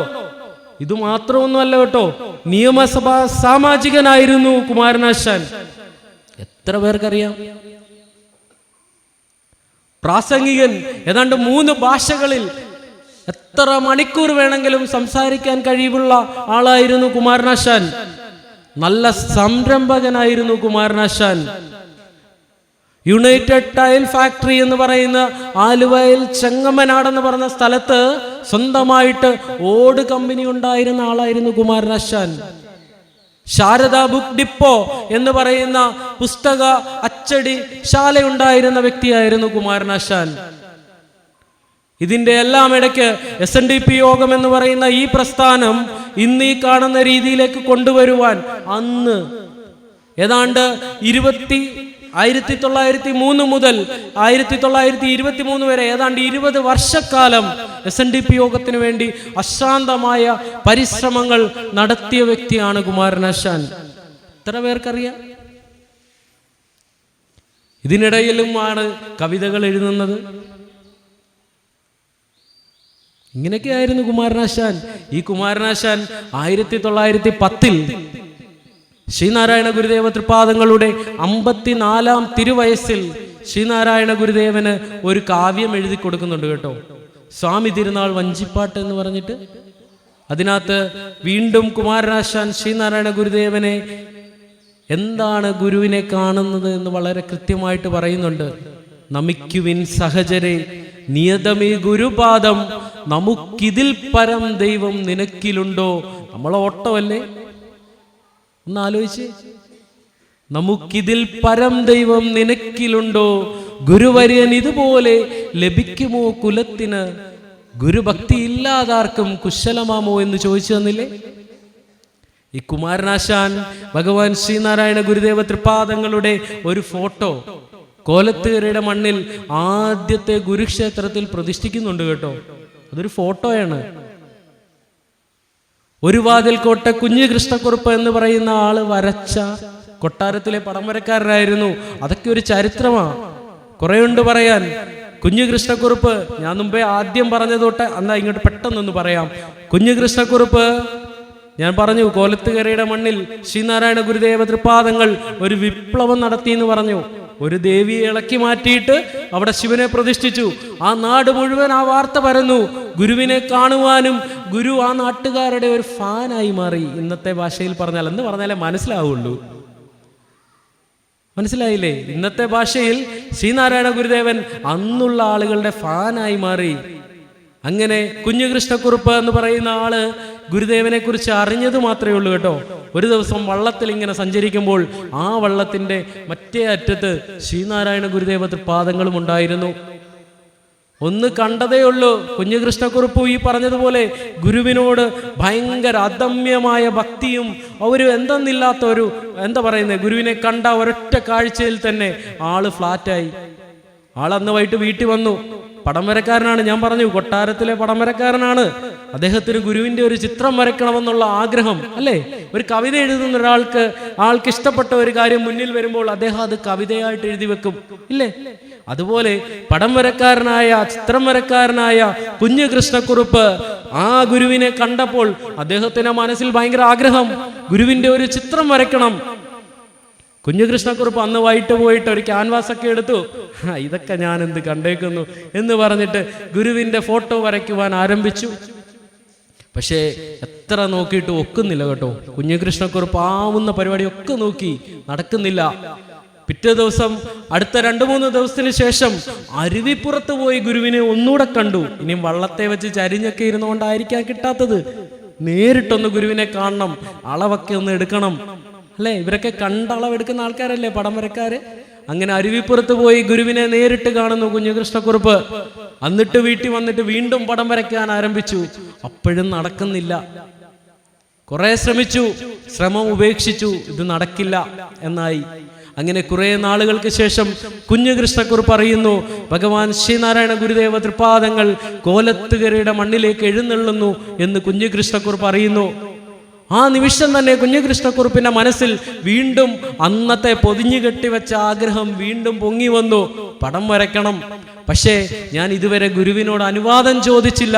ഇനിയും ഗുരുവിനോട് ഞാൻ അനുവാദം ചോദിച്ചിട്ട് ഞാൻ എന്നാൽ പടം വരയ്ക്കാൻ തുടങ്ങാം എന്നുള്ള ഒരു തീരുമാനത്തിൽ കുഞ്ഞുകൃഷ്ണക്കുറുപ്പ് എത്തി. ഈ കുഞ്ഞുകൃഷ്ണക്കുറുപ്പ് അടുത്ത ദിവസം കോലത്തുകരയിൽ വന്ന് ശ്രീനാരായണ ഗുരുദേവനെ കണ്ടു.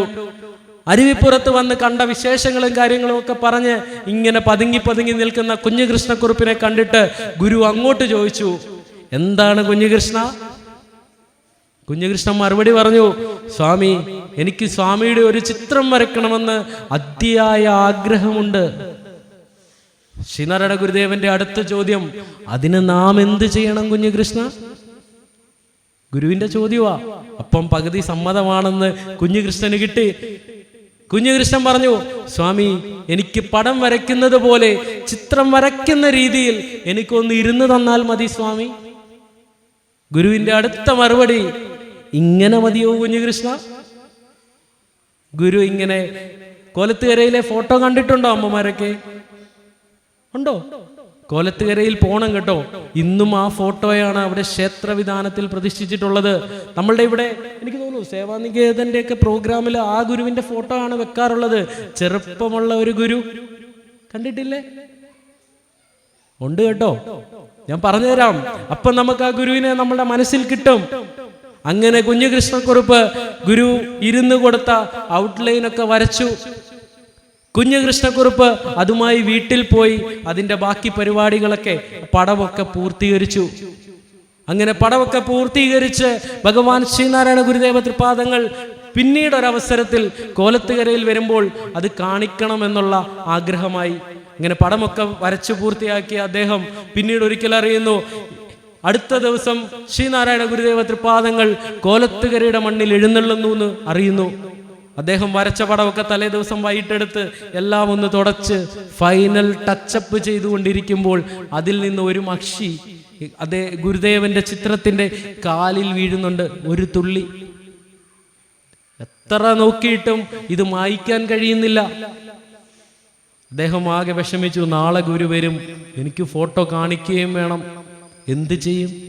അങ്ങനെ വിഷമിച്ചിരുന്ന കുഞ്ഞുകൃഷ്ണൻ അവസാനം നമ്മളൊക്കെ കാണിക്കുന്നത് പോലെ ചെറുതായിട്ട് അവിടെ കൈയും കൊണ്ട് പൊത്തി വെച്ചിട്ട് ആ ഫോട്ടോയും കൊണ്ട് ഗുരുവിന്റെ മുന്നിൽ പോകുന്ന ഒരു കുഞ്ഞുകൃഷ്ണനെ നിങ്ങളൊന്ന് ഓർത്തു നോക്കി. ഗുരുവിന്റെ മുന്നിൽ കൊണ്ട് ഫോട്ടോ കാണിക്കുന്നു. ഗുരു നല്ല സന്തോഷം, മുഖമൊക്കെ കുമാരനാശാൻ ചെന്താർ മങ്ങും മുഖം എന്നൊക്കെ പറഞ്ഞതുപോലെ നല്ല പ്രസന്നനായിട്ട് പറഞ്ഞു, കുഞ്ഞുകൃഷ്ണ ഇത് നമ്മെ പോലെ തന്നെ ഉണ്ടല്ലോ കുഞ്ഞുകൃഷ്ണ എന്ന് ഗുരു അനുഗ്രഹിച്ച ഫോട്ടോ. കുഞ്ഞുകൃഷ്ണന് സന്തോഷമായി. ഗുരു പറഞ്ഞല്ലോ നമ്മെ പോലെ തന്നെ ഉണ്ടല്ലോ എന്ന്. ഇതിലും കൂടുതൽ എന്ത് സർട്ടിഫിക്കറ്റ് കിട്ടേണ്ടത്? പെട്ടെന്ന് അവിടുന്ന് കൈയെടുത്തു.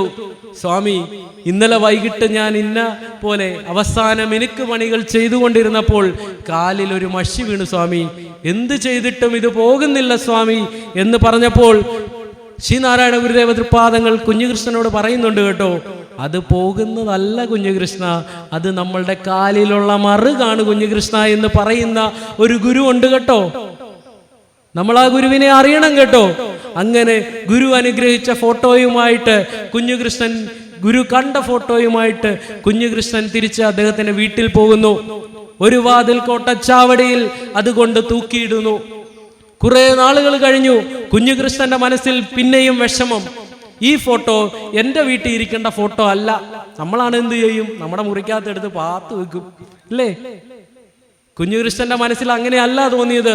ഇത് അടുത്ത ഒരു തലമുറ കാണേണ്ട ഫോട്ടോയാണെന്നുള്ള തോന്നൽ കുഞ്ഞുകൃഷ്ണന്റെ മനസ്സിൽ ഇങ്ങനെ ഉണ്ടായിക്കൊണ്ടേയിരുന്നു. അതങ്ങനെ തന്നെയാണ് കേട്ടോ. അതുകൊണ്ടായിരിക്കുമല്ലോ ഗുരു ഇരുന്നു കൊടുത്തത്. നാം എന്താണ് ചെയ്യേണ്ടത് കുഞ്ഞുകൃഷ്ണ എന്ന് ചോദിച്ചത്, അല്ലേ? അങ്ങനെ കുഞ്ഞുകൃഷ്ണൻ ആ ഫോട്ടോയും എടുത്തുകൊണ്ട് കോലത്തുകര ക്ഷേത്രത്തിൽ കൊണ്ട് കൊടുക്കുന്നു. ഈ ഫോട്ടോ എൻ്റെ വീട്ടിൽ വേണ്ട, കോലത്തുകര ക്ഷേത്രത്തിൽ ഇരിക്കട്ടെ എന്ന് പറഞ്ഞ് ആ ഫോട്ടോ 1916 ഭഗവാൻ ശ്രീനാരായണ ഗുരുദേവ തൃപാദങ്ങളുടെ 60 വയസ്സ് തികയുന്ന ആ വേളയിൽ മാമാങ്കത്തെ ജയിച്ച മഹോത്സവം എന്നാണ് റിപ്പോർട്ട് ചെയ്യപ്പെട്ടത്.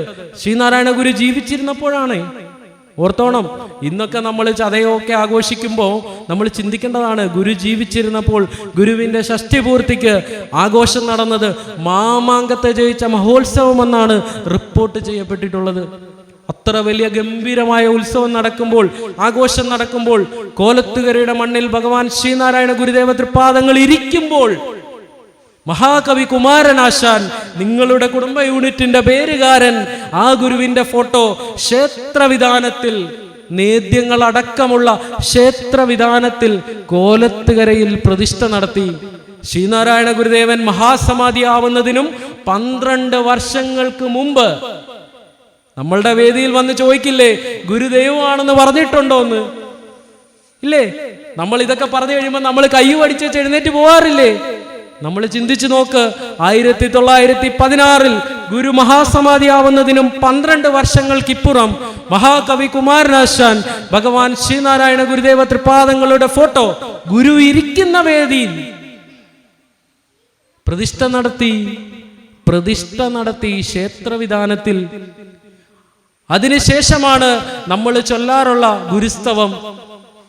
ഗുരുസ്തവം അറിയില്ലേ? ഞാൻ വേദിയിലൊക്കെ പോയിട്ട് ഗുരുസ്തവം എന്നൊക്കെ പറയുമ്പോൾ അമ്മമാരൊക്കെ കണ്ണു വീഴിച്ചിരിക്കും. ഗുരുസ്തവോ ഇതേതാ, അല്ലേ? നാരായണമൂർത്തി എന്നൊക്കെ പറയുമ്പോൾ അമ്മമാരെല്ലാം മുഖം സന്തോഷമാകും.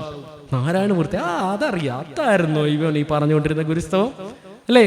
കുമാരനാശാൻ ഗുരു എന്നാണ് ആദ്യം ഇതിന് പേര് നൽകിയത്, ഗുരു.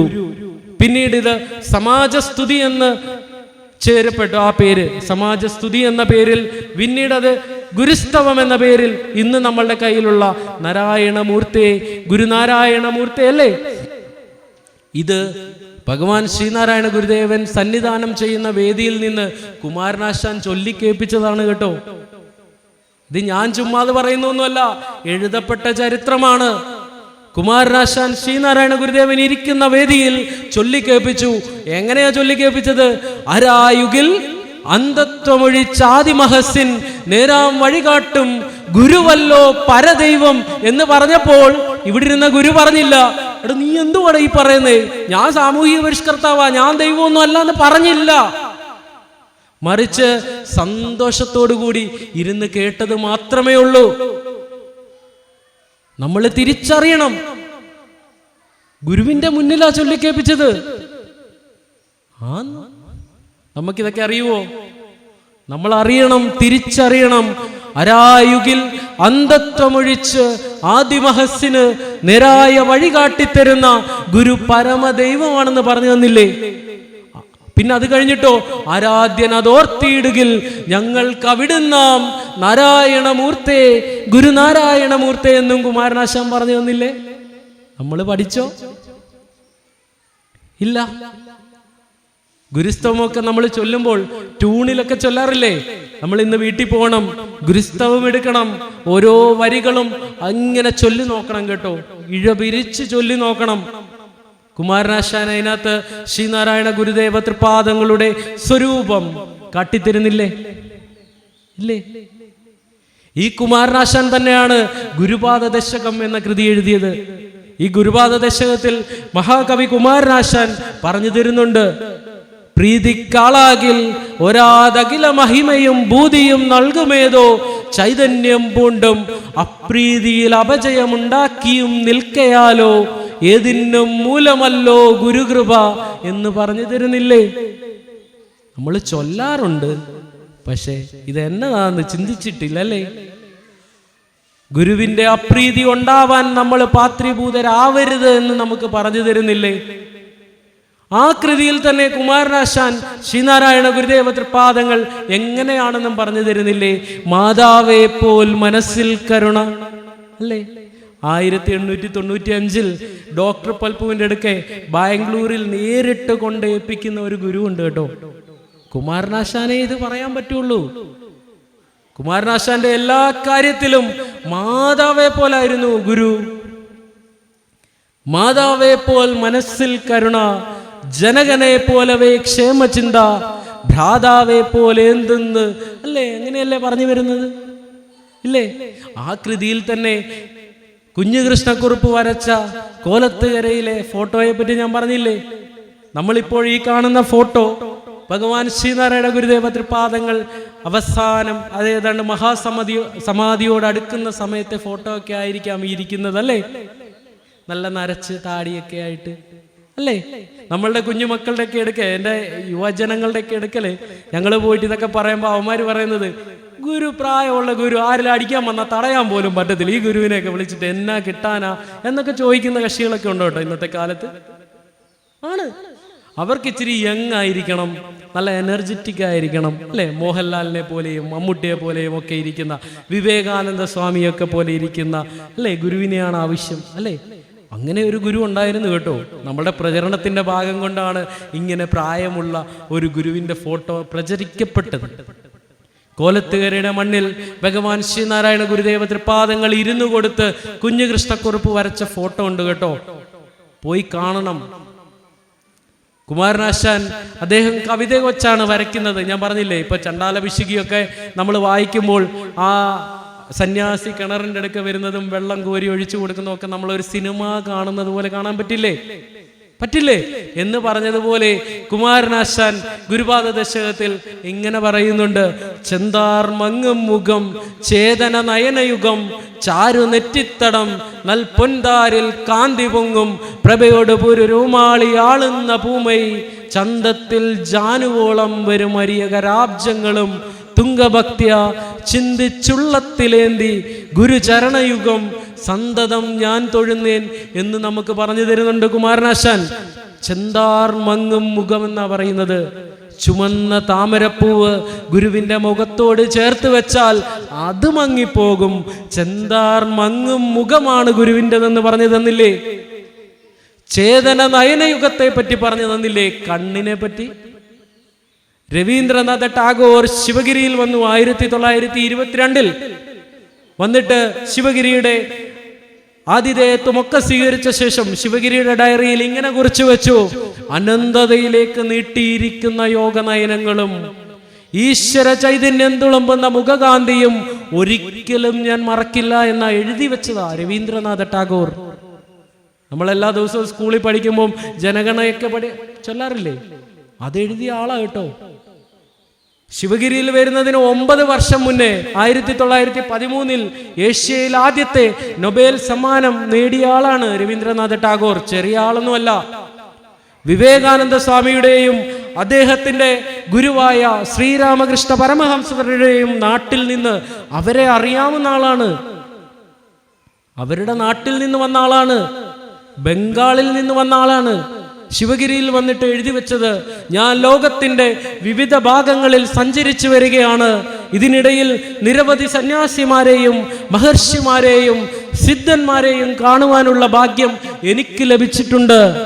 എന്നാൽ ഞാനൊരു കാര്യം ഇവിടെ തുറന്ന് സമ്മതിക്കട്ടെ, മലയാളത്തിലെ ശ്രീനാരായണ ഗുരുവിനേക്കാൾ നിർത്തി, ശ്രീനാരായണ ഗുരുവിനേക്കാൾ പോരാ, ഗുരുവിനോടൊപ്പം നിൽക്കാൻ കഴിയുന്ന ഒരാളെ പോലും കാണുവാൻ എനിക്ക് സാധിച്ചിട്ടില്ല എന്ന് ശിവഗിരിയുടെ ഡയറിയിൽ എഴുതി വെച്ചിട്ട് പോയി രവീന്ദ്രനാഥ ടാഗോർ. അതിന്റെ താഴെയായിട്ടാണ് എഴുതിയത്, അനന്തതയിലേക്ക് നീട്ടിയിരിക്കുന്ന യോഗനയനങ്ങളും ഈശ്വര ചൈതന്യം തുളുമ്പുന്ന മുഖകാന്തിയും ഒരു കാലത്തും മറക്കുവാൻ സാധിക്കില്ല എന്ന് രവീന്ദ്രനാഥ ടാഗോർ എഴുതി വെച്ച ആ കണ്ണുണ്ടല്ലോ, ചേതന നയനയുഗം. രവീന്ദ്രനാഥ ടാഗോർ അത് എഴുതുമ്പോൾ നമ്മൾ ഒരു കാര്യം മനസ്സിലാക്കണം. ശ്രീനാരായണ 1922 എന്ന് പറയുമ്പോൾ ശ്രീനാരായണ ഗുരുദേവ തൃപാദങ്ങൾ മഹാസമാധി ആവുന്നതിന് 6 വർഷം മുമ്പ്, ഏതാണ്ട് 66 വയസ്സുള്ള ഗുരുവിന്റെ കണ്ണിനെയാ രവീന്ദ്രനാഥ ടാഗോർ കണ്ടത്. 66 വയസ്സുള്ള കണ്ണ്. കുമാരനാശാൻ എഴുതി വെച്ച കണ്ണിന് അതിന്റെ പകുതി പ്രായമേ ഉള്ളൂ. ചിന്തിച്ചു നോക്ക്. 66ാമത്തെ വയസ്സ്, അനന്തതയിലേക്ക് നീട്ടിയിരിക്കുന്ന യോഗ നയനങ്ങൾ രവീന്ദ്രനാഥ ടാഗോർ എഴുതി വെക്കണമെങ്കിൽ ആ കണ്ണിന്റെ പവർ ഒന്ന് ആലോചിച്ച് നിങ്ങൾ. കുഞ്ഞുകൃഷ്ണക്കുറുപ്പ് ഒറ്റ നോട്ടത്തിൽ ഗുരുവിന്റെ ഞാൻ പറഞ്ഞ ഫാനായി മാറിയെങ്കിൽ ഒന്ന് ആലോചിച്ച് ആ കണ്ണ്.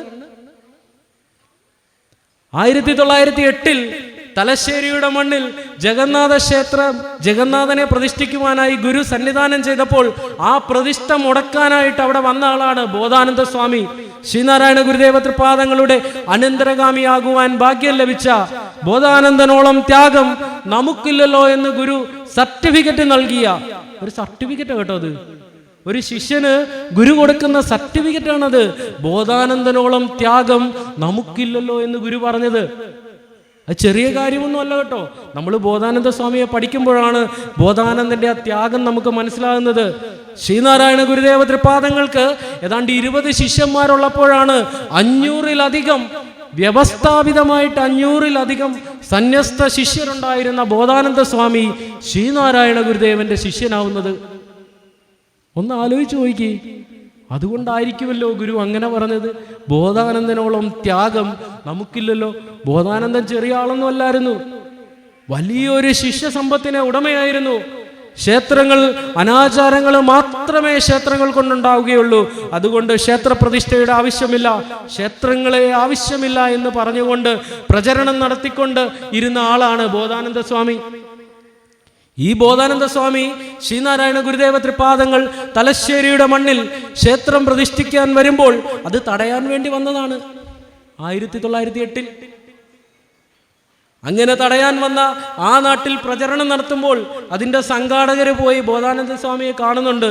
സ്വാമി ചതിക്കരുത്, ഞങ്ങൾ 2 വർഷമായിട്ട് പിരിവെടുത്ത് കഷ്ടപ്പെട്ടുണ്ടാക്കിയ ക്ഷേത്രമാണ്, അതിന്റെ പ്രതിഷ്ഠ തടയാൻ ശ്രമിക്കരുത് സ്വാമി എന്ന് പറഞ്ഞ് ബോധാനന്ദ സ്വാമിയുടെ അടുക്കൽ വരദൂർ കാണിയിൽ കുഞ്ഞിക്കണ്ണനും മൂർക്കോത്ത് കുമാരൻ അടക്കമുള്ള ആളുകൾ ചെന്ന് കാര്യങ്ങൾ സംസാരിക്കുന്നുണ്ട്. സ്വാമി 8-നും 7-നും അടുക്കത്തില്ല. സ്വാമി ഇത് സമ്മതിക്കില്ല എന്നുള്ള ഉറച്ച തീരുമാനത്തിലാണ് ബോധാനന്ദ സ്വാമി ഇരിക്കുന്നത്. ഏറ്റവും അവസാനം ഗതികെട്ട് ഈ സംഘാടകർ പറയുന്നു, സ്വാമി എന്നാൽ ഒരു കാര്യം ചെയ്യുമോ? ഭഗവാൻ ശ്രീനാരായണ ഗുരുദേവ തൃപാദങ്ങൾ തലശ്ശേരിയുടെ മണ്ണിൽ വിശ്രമിക്കുന്നുണ്ട്, അവിടെ വന്ന് സ്വാമിയുമായിട്ടൊന്ന് സംസാരിക്കുമോ? ഓക്കെ, ബോധാനന്ദ സ്വാമി സമ്മതിച്ചു, ഞാൻ ശ്രീനാരായണ ഗുരുവിനെ കാണാം. അങ്ങനെ ഗുരുവിനെ കാണുവാനായിട്ട് ആദ്യമായിട്ട് ഗുരുവിനെ കാണുന്ന ആ ദിവസമുണ്ടല്ലോ, തലശ്ശേരിയുടെ മണ്ണിൽ ഗുരുദേവൻ ഒരു ചാരുകസേരയിൽ വിശ്രമിക്കുന്നു. ബോധാനന്ദ സ്വാമി അടക്കമുള്ള അദ്ദേഹത്തിന്റെ കൂടെ വന്ന ശിഷ്യഗണങ്ങളടക്കം ഗുരുവിനെ കാണുവാനായിട്ട് തലശ്ശേരിയുടെ മണ്ണിലെത്തി. തലശ്ശേരിയുടെ മണ്ണിലെത്തിയ ആ ഗുരുവിന്റെ മുന്നിൽ ബോധാനന്ദ സ്വാമി ഗുരുവിന്റെ കണ്ണിലേക്ക് നോക്കിയത് മാത്രമേ ഉള്ളൂ, ഒരു സംസാരവും ഉണ്ടായില്ല. ഗുരുവിനെ ദീർഘദണ്ഡ നമസ്കാരം ചെയ്തുകൊണ്ട് അവിടെ നിന്നും പോയ ബോധാനന്ദ സ്വാമി പിന്നീട് ഗുരുവിന്റെ സന്യസ്ത ശിഷ്യ പരമ്പരയിൽ ചേരുകയും ഗുരു അനന്തരഗാമിയായിട്ട് വാഴിക്കുകയും ചെയ്തത് ചരിത്രം. ഞാൻ ആ കണ്ണ പറയാനാ ഇത്രയും പറഞ്ഞത് കേട്ടോ. കണ്ണിലേക്ക് നോക്കിയത് മാത്രമേ ഉള്ളൂ. അതായിരുന്നു ഗുരുവിന്റെ കണ്ണ് കേട്ടോ. കുമാരനാശാൻ അതാണ് പറഞ്ഞത്, ചേതന നയനയുഗത്തെ പറ്റി പറഞ്ഞത്, ചാരു നെറ്റിത്തടത്തെ പറ്റി പറഞ്ഞത്, നൽപൊൻതാരിൽ കാന്തി പൊങ്ങുന്ന പ്രഭയോട് പൂരു രോമാളി ആളുന്ന പൂമയെ കുറിച്ച് പറഞ്ഞത്, ദേഹം മുഴുവൻ സ്വർണ്ണവർണ്ണ നിറമുള്ള രോമങ്ങളുള്ള ഗുരുവിനെ പറ്റി പറഞ്ഞത്. പിന്നെയും ഒരു കാര്യം പറയുന്നുണ്ട് കേട്ടോ, പുരുഷ ലക്ഷണത്തിന്റെ ഏറ്റവും വലിയ ഉദാത്തമായ മാതൃക, ചന്തത്തിൽ ജാനുവോളം വരും അരിയ കരാബ്ജങ്ങളും. ജാനു എന്താണ്? കാൽമുട്ടാണ് കേട്ടോ ജാനു. കാൽമുട്ടോളം നീളം വരുന്ന കൈകൾ. ഇവിടെ അച്ഛന്മാരൊക്കെ എഴുന്നേറ്റ് നിന്ന് നോക്കിക്കൂ, കാൽമുട്ടോളം നീളം വരുന്ന ജാനുവോളം വരുന്ന കരാബ്ജങ്ങളുണ്ടോ എന്ന്. അതാണ് കേട്ടോ പുരുഷ ലക്ഷണം. കുമാരനാശൻ ഗുരുവിന്റെ പുരുഷ ലക്ഷണം വരച്ചു തന്നതാണ്. നമ്മൾ അങ്ങനെയുള്ള ഒരു ഗുരുവിനെ ഒന്ന് ഓർത്തേ. ഈ നാട്ടിൽ ഈ മണ്ണിൽ 3 ദിവസം വന്ന് വിശ്രമിച്ച അങ്ങനെയുള്ള ഒരു ഗുരുവിനെ ഒന്ന് ഓർത്തേ. ശിവലിംഗദാസ് സ്വാമികൾ ഗുരുവിന്റെ പ്രഥമ സന്യസ്ത ശിഷ്യൻ പറഞ്ഞു തന്നില്ലേ, യസ്യനഹ കൽപ്പതേ സിദ്ധൈ പദാംബുജ രജോലവ നാരായണ യതീന്ദ്രായ തസ്മൈ ശ്രീ ഗുരവേ നമ എന്ന് അല്ലേ. ഗുരുവിന്റെ പാദത്തിൽ പറ്റിയ ഒരു പൊടി മതി നമുക്ക് മോക്ഷത്തെ അടയാനെന്നാണ് പറഞ്ഞത്. അങ്ങനെയെങ്കിൽ ഈ മണ്ണിൽ, നിങ്ങൾ ഇരിക്കുന്ന ഈ മണ്ണിൽ ഗുരുവിന്റെ എന്തോരം പാദത്തിൽ പറ്റിയ പൊടികൾ കാണും. നിങ്ങളൊക്കെ എന്ത് ഭാഗ്യം ചെയ്തവരാണെന്നൊന്ന് ആലോചിച്ച്. നിങ്ങൾ അങ്ങനെയുള്ള ചിന്തയിലൂടെ വേണം ഇങ്ങനെയുള്ള കുടുംബ സംഗമങ്ങളിലും ക്ഷേത്ര ചടങ്ങുകളിലും ഒക്കെ പങ്കെടുക്കുവാൻ. അങ്ങനെയാണ് ഇങ്ങനെയുള്ള മീറ്റിങ്ങുകൾ, കുടുംബ സംഗമങ്ങളൊക്കെ സംഘടിപ്പിക്കുന്നതും അതിൻ്റെ ഭാഗമായിട്ടാണ്. ഗുരുവിനെ അറിയണ്ടേ? ഇങ്ങനെയുള്ള ഗുരുവിനെ അറിയണമെങ്കിൽ നമ്മൾ ഗുരുവിനെ പഠിക്കുവാൻ തയ്യാറാവണം. ഞാൻ ആദ്യം പറഞ്ഞു തന്ന അവിടത്തേക്ക് തന്നെ എത്തുന്നു. പറയാനാണെങ്കിൽ ധാരാളം കാര്യങ്ങൾ ഗുരുവിനെ പറ്റി പറയുവാനുണ്ട്, ധാരാളം കാര്യങ്ങൾ. ഇപ്പോൾ ഒരു നിരീശ്വരവാദിയാണെന്ന് നമ്മളെല്ലാവരും പറയുന്ന ഒരാളാണ് സഹോദരൻ അയ്യപ്പൻ. കേട്ടിട്ടില്ലേ സഹോദരൻ അയ്യപ്പൻ? ഈ സഹോദരൻ അയ്യപ്പൻ പോലും ഭഗവാൻ ശ്രീനാരായണ ഗുരുദേവ തൃപാദങ്ങളെക്കുറിച്ച്, അദ്ദേഹം സഹോദരൻ എന്ന് പറയുന്ന ഒരു മാസിക നടത്തുന്ന ആളായിരുന്നു. ഒരു ദിവസം അതിലൊരു പടം അച്ചടിച്ചു വന്നു. ഭഗവാൻ ശ്രീനാരായണ ഗുരുദേവ തൃപാദങ്ങളെ തൊഴുതുകൊണ്ട് നിൽക്കുന്ന അയ്യപ്പന്റെ ഒരു ഫോട്ടോ അച്ചടിച്ചു വന്നു ഈ സഹോദരൻ മാസികയിൽ. അപ്പം ഈ നിരീശ്വരവാദികളുടെ സംസ്ഥാന പ്രസിഡന്റ് എന്നൊക്കെ വേണം ഈ സഹോദരൻ അയ്യപ്പനെ പറയാൻ കേട്ടോ. അങ്ങനെ പ്രസിഡന്റ് ആണെന്നല്ല ഞാൻ ഉദ്ദേശിച്ചത്, അങ്ങനത്തെ ഒരാളാണ് അദ്ദേഹം. ഭയങ്കര ടെററാണ്, ഒരു രക്ഷയില്ല. നിരീശ്വരവാദം എന്ന് വെച്ചാൽ തലയ്ക്ക് പിടിച്ചിട്ടുള്ള വ്യക്തിയാണ് അദ്ദേഹം. ഗുരുവിന്റെ ശിഷ്യന്മാരൊക്കെ പല കുറി ഗുരുവിൻ്റെ അടുക്ക വന്ന് പരാതി പറയും, അയ്യപ്പൻ ഒരു വിശ്വാസവും ഇല്ല സ്വാമി എന്ന് പറയുമ്പോൾ ഗുരു അയ്യപ്പന് ഒരു സർട്ടിഫിക്കറ്റ് കൊടുത്തിട്ടുണ്ട്. അയ്യപ്പന്റെ പ്രവൃത്തിയിലാണ് ഈശ്വരനുള്ളത് എന്ന് ഗുരു സർട്ടിഫിക്കറ്റ് നൽകിയ വ്യക്തിയാണ് കേട്ടോ അയ്യപ്പൻ. ഈ അയ്യപ്പന്റെ ഫോട്ടോ അടിച്ചു വന്നപ്പോൾ അദ്ദേഹത്തിന്റെ കൂടെയുള്ള മറ്റു നിരീശ്വരവാദികളായ ആളുകൾ അയ്യപ്പനെ ചോദ്യം ചെയ്തു. അതെന്തോ പണിയാ അയ്യപ്പായി കാണിച്ചത്? ഗുരുവിനെ തൊഴുതു നിൽക്കുന്ന ഫോട്ടോ. അയ്യപ്പൻ മറുപടി പറഞ്ഞ ഒറ്റ എഴുതേ ഉള്ളൂ, എൻ്റെ സകല യുക്തിവാദങ്ങളും ഞാൻ മാറ്റിവെക്കാം, എൻ്റെ ഗുരുവിനെ എനിക്ക് മാറ്റുവാൻ കഴിയില്ല എന്ന് പറഞ്ഞ വ്യക്തിയാണ് സഹോദരൻ അയ്യപ്പൻ. ഈ സഹോദരൻ അയ്യപ്പൻ തന്നെയാണ് ഒരു ജാതി, ഒരു മതം, ഒരു ദൈവം മനുഷ്യനെ എന്ന് ഗുരു പറഞ്ഞപ്പോൾ ജാതി വേണ്ട, മതം വേണ്ട, ദൈവം വേണ്ട, മനുഷ്യനെ എന്ന് പറഞ്ഞ ആളാണ് സഹോദരൻ അയ്യപ്പൻ. ഗുരു ഒരു ജാതി, ഒരു മതം, ഒരു ദൈവം, മനുഷ്യനെ എന്ന് പറഞ്ഞപ്പോൾ ജാതി വേണ്ട, മതം വേണ്ട, ദൈവം വേണ്ട, വേണം ധർമ്മം, വേണം ധർമ്മം, വേണം ധർമ്മം യഥോചിതമെന്ന് പറഞ്ഞു തന്ന വ്യക്തിയാണ് സഹോദരൻ അയ്യപ്പൻ. ശ്രീനാരായണ ഗുരുദേവൻ ദൈവദശകം എഴുതിയപ്പോൾ സഹോദരൻ അയ്യപ്പോൾ സയൻസ് ദശകം എഴുതി. അങ്ങനത്തെ ടെറർ കക്ഷി കേട്ടോ. പക്ഷേ ഭഗവാൻ ശ്രീനാരായണ ഗുരുദേവ തൃപാദങ്ങൾ മഹാസമാധി ആയപ്പോൾ സഹോദരൻ അയ്യപ്പൻ ഒരു പ്രാർത്ഥന എഴുതി, അതിന് പേര് നൽകി സമാധിഗാനം. നമ്മളൊക്കെ മഹാസമാധിക്കൊക്കെ അത് ചൊല്ലാറുണ്ട് അല്ലേ? ജരാരുജാമൃതി ഭയമേഴാശുദ്ധ യശോ നിർവാണത്തെ അടഞ്ഞ സദ്ഗുരു ജയനാരായണ ഗുരുസ്വാമിൻ ദേവ. ദേവ ആണല്ലോ. എങ്ങനാ പറഞ്ഞത്? ജയ ഭഗവാനെ, ജയ ജഗദ്ഗുരു എന്ന് തന്നെയാണ് പറഞ്ഞത്.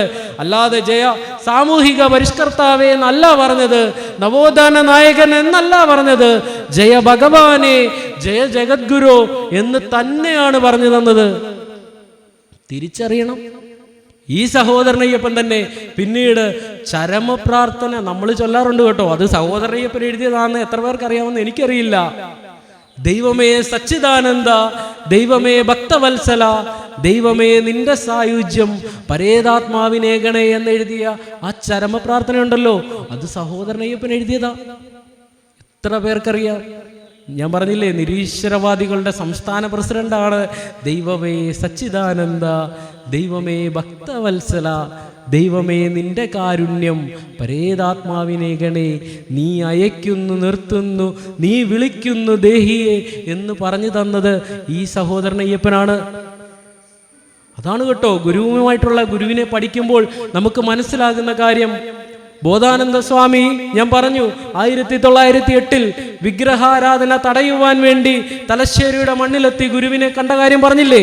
ആ ബോധാനന്ദ സ്വാമിയാണ് ശ്രീനാരായണ ഗുരുദേവ തൃപാദങ്ങൾ ജീവിച്ചിരുന്നപ്പോൾ 1927 തലശ്ശേരിയുടെ മണ്ണിൽ വെച്ച് തന്നെ, ഗുരു ജീവിച്ചിരുന്നപ്പോൾ ഗുരുവിന്റെ പഞ്ചലോക വിഗ്രഹം തലശ്ശേരിയുടെ മണ്ണിൽ പ്രതിഷ്ഠിച്ചത് എന്നതും കാലം കാത്തുവെച്ച കാവ്യനീതി എന്നല്ലാതെ വേറെ എന്നാ പറയാൻ പറ്റുക? വിഗ്രഹാരാധന തടയാൻ വന്ന ബോധാനന്ദ സ്വാമി ആ ഗുരുവിന്റെ വിഗ്രഹം 1927 തലശ്ശേരിയുടെ മണ്ണിൽ പഞ്ചലോക വിഗ്രഹം പ്രതിഷ്ഠിച്ചു, ഗുരു ജീവിച്ചിരുന്നപ്പോൾ. തിരിച്ചറിയണ്ടേ? വേണ്ടേ? തിരിച്ചറിയണം. തിരിച്ചറിഞ്ഞേ മതിയാവൂ. അങ്ങനെ നമ്മൾ തിരിച്ചറിഞ്ഞ് പഠിക്കണം. ഗുരുദേവ കൃതികൾ പഠിക്കണം. മലയാള സാഹിത്യം എടുത്താൽ ഒരു പക്ഷേ ഇന്ത്യയിലെ തന്നെ ചരിത്രത്തിൽ തന്നെ പുസ്തകങ്ങളുടെ എണ്ണം എടുത്താൽ ഒരു വ്യക്തിയുടെ പേരിൽ ഏറ്റവും കൂടുതൽ പുസ്തകങ്ങൾ ഇറങ്ങിയിട്ടുള്ളത് ശ്രീനാരായണ ഗുരുദേവ തൃപാദങ്ങളുടെ പേരിലാണ്. ഞാനൊന്ന് ചോദിക്കട്ടെ, ഇവിടെ ഇരിക്കുന്ന അച്ഛനോടും അമ്മമാരോടും ഒക്കെ എത്ര എണ്ണം വായിച്ചിട്ടുണ്ട്? എത്ര എണ്ണം? നമ്മുടെ വീട്ടിൽ ഇരിക്കുന്ന ഗുരുദേവകൃതി മുഴുവൻ വായിച്ച എത്ര പേരുണ്ട്? അങ്ങനൊന്നും ചോദിക്കരുത്. ഇതാണ് പ്രശ്നം. പഠിക്കണം. നമ്മൾ ഗുരുവിനെ പഠിച്ചേ മതിയാവുള്ളൂ. കുമാരനാശാൻ അതാണ് വളരെ കൃത്യമായിട്ട് പറഞ്ഞത്. അരായുകിൽ അന്ധത്വമൊഴിച്ച്, അല്ലേ? അരായുക എന്ന വാക്കിനർത്ഥം അന്വേഷിക്കുക എന്നാണ്. അന്വേഷിക്കുക എന്ന വാക്കിനർത്ഥം പഠിക്കുക എന്നാണ്. ഒരു സംശയവുമില്ല. വളരെ കൃത്യമായിട്ടാണ് പറഞ്ഞു തന്നത് കുമാരനാശാൻ. അരായുകിൽ, ആരായണം കേട്ടോ, എന്നാലേ നമ്മുടെ അന്ധത്വം ഒഴിയുള്ളൂ. എന്നാൽ മാത്രമേ നമ്മുടെ അന്ധത്വം ഒഴിയുള്ളൂ. ശ്രീനാരായണ ഗുരുദേവ തൃപാദങ്ങളെ നമ്മൾ പഠിക്കുമ്പോൾ കോലത്തുകരയുടെ അരുവിപ്പുറത്തിന്റെ മണ്ണിൽ ഗുരു സന്നിധാനം ചെയ്യുമ്പോൾ ആ നാട്ടിൽ വരൾച്ച ഉണ്ടായി. വരൾച്ച, നല്ല വരൾച്ച, വെള്ളമില്ല. നെയ്യാറൊക്കെ വറ്റി വരണ്ടു, വെള്ളമില്ല. ആകപ്പാടെ പ്രശ്നമാണ്. ജനങ്ങൾ ആകപ്പാടെ ദുരിതത്തിലായി. ആ അവസരത്തിൽ ഭക്തരായ ജനങ്ങൾ ഓടി അരുവിപ്പുറത്ത് ഭഗവാൻ ശ്രീനാരായണ ഗുരുദേവ തൃപാദങ്ങളുടെ അടുത്തെത്തി വിഷമം പറയുന്നു. സ്വാമി, വെള്ളമില്ല, ജന്തുക്കൾക്ക് പോലും കുടിക്കുവാൻ വെള്ളമില്ല. ആ അവസ്ഥയായി സ്വാമി, രക്ഷിക്കണം. ഗുരു പറഞ്ഞു, നാം എന്ത് ചെയ്യാനാണ്? ഗുരു അങ്ങനെയൊക്കെ ചോദിച്ചു കളയും കേട്ടോ. ഗുരുവിന്റെ ചരിത്രം പഠിക്കുമ്പോൾ ആദ്യത്തെ ചോദ്യം അങ്ങനെയാ, ഇതിന് നമുക്കെന്ത് ചെയ്യാൻ പറ്റും എന്നൊക്കെ ചോദിക്കും ഗുരു. പക്ഷേ തൊട്ടടുത്തത് സ്വാമിക്കേ ചെയ്യാൻ പറ്റുള്ളൂ എന്നുള്ള മറുപടിയിൽ നിങ്ങൾക്ക് നമ്മെ അത്ര വിശ്വാസമോ? അടുത്ത ചോദ്യം അതാ കേട്ടോ. അത് പലയിടത്തും നമ്മൾ ഗുരുവിനെ പഠിക്കുമ്പോൾ നിങ്ങൾക്ക് നമ്മെ അത്ര വിശ്വാസമോ എന്ന് ഗുരു ചോദിക്കുന്നുണ്ട് കേട്ടോ. ഗുരുവിന്റെ ഏതൊരു അന്നത്തെ ചരിത്രങ്ങൾ എടുത്ത് പഠിച്ചാലും അതിലൊക്കെ ഗുരു ചോദിക്കുന്ന ഒരു ചോദ്യം കേട്ടോ, നിങ്ങൾക്ക് നമ്മെ അത്ര വിശ്വാസമോ? അതേ സ്വാമി, അത്ര വിശ്വാസമാണ്. പിന്നെയും ചോദിക്കുന്നുണ്ട്, അത്ര വിശ്വാസമോ? അത്ര വിശ്വാസം. അവർ വീണ്ടും മറുപടി പറഞ്ഞു. അടുത്ത ഗുരു ഒരു ചോദ്യം ചോദിക്കുന്നുണ്ട്, എന്നിട്ട് നിങ്ങൾ എന്തുകൊണ്ട് കുട കൊണ്ടുവന്നില്ല എന്നൊരു ചോദ്യം ചോദിക്കുന്നുണ്ട്. ഗുരുവിനോട് വിശ്വാസമുണ്ടായിരുന്നുവെങ്കിൽ നമ്മൾ ഓട്ടോമാറ്റിക്കായിട്ട് ഗുരുവിൻ്റെ അടുക്കൽ ഞാൻ പോകുന്നുണ്ട്, കാര്യം പറയുന്നുണ്ട്, മഴ പെയ്യും, എന്നാൽ ഞാൻ വീട്ടിൽ പോകണമെങ്കിൽ എനിക്ക് കുട വേണമെന്നുള്ള ഒരു ചിന്ത അത് നമ്മളുടെ മുന്നിലും വെക്കേണ്ടത് ആവശ്യമാണ്. വേണ്ടേ?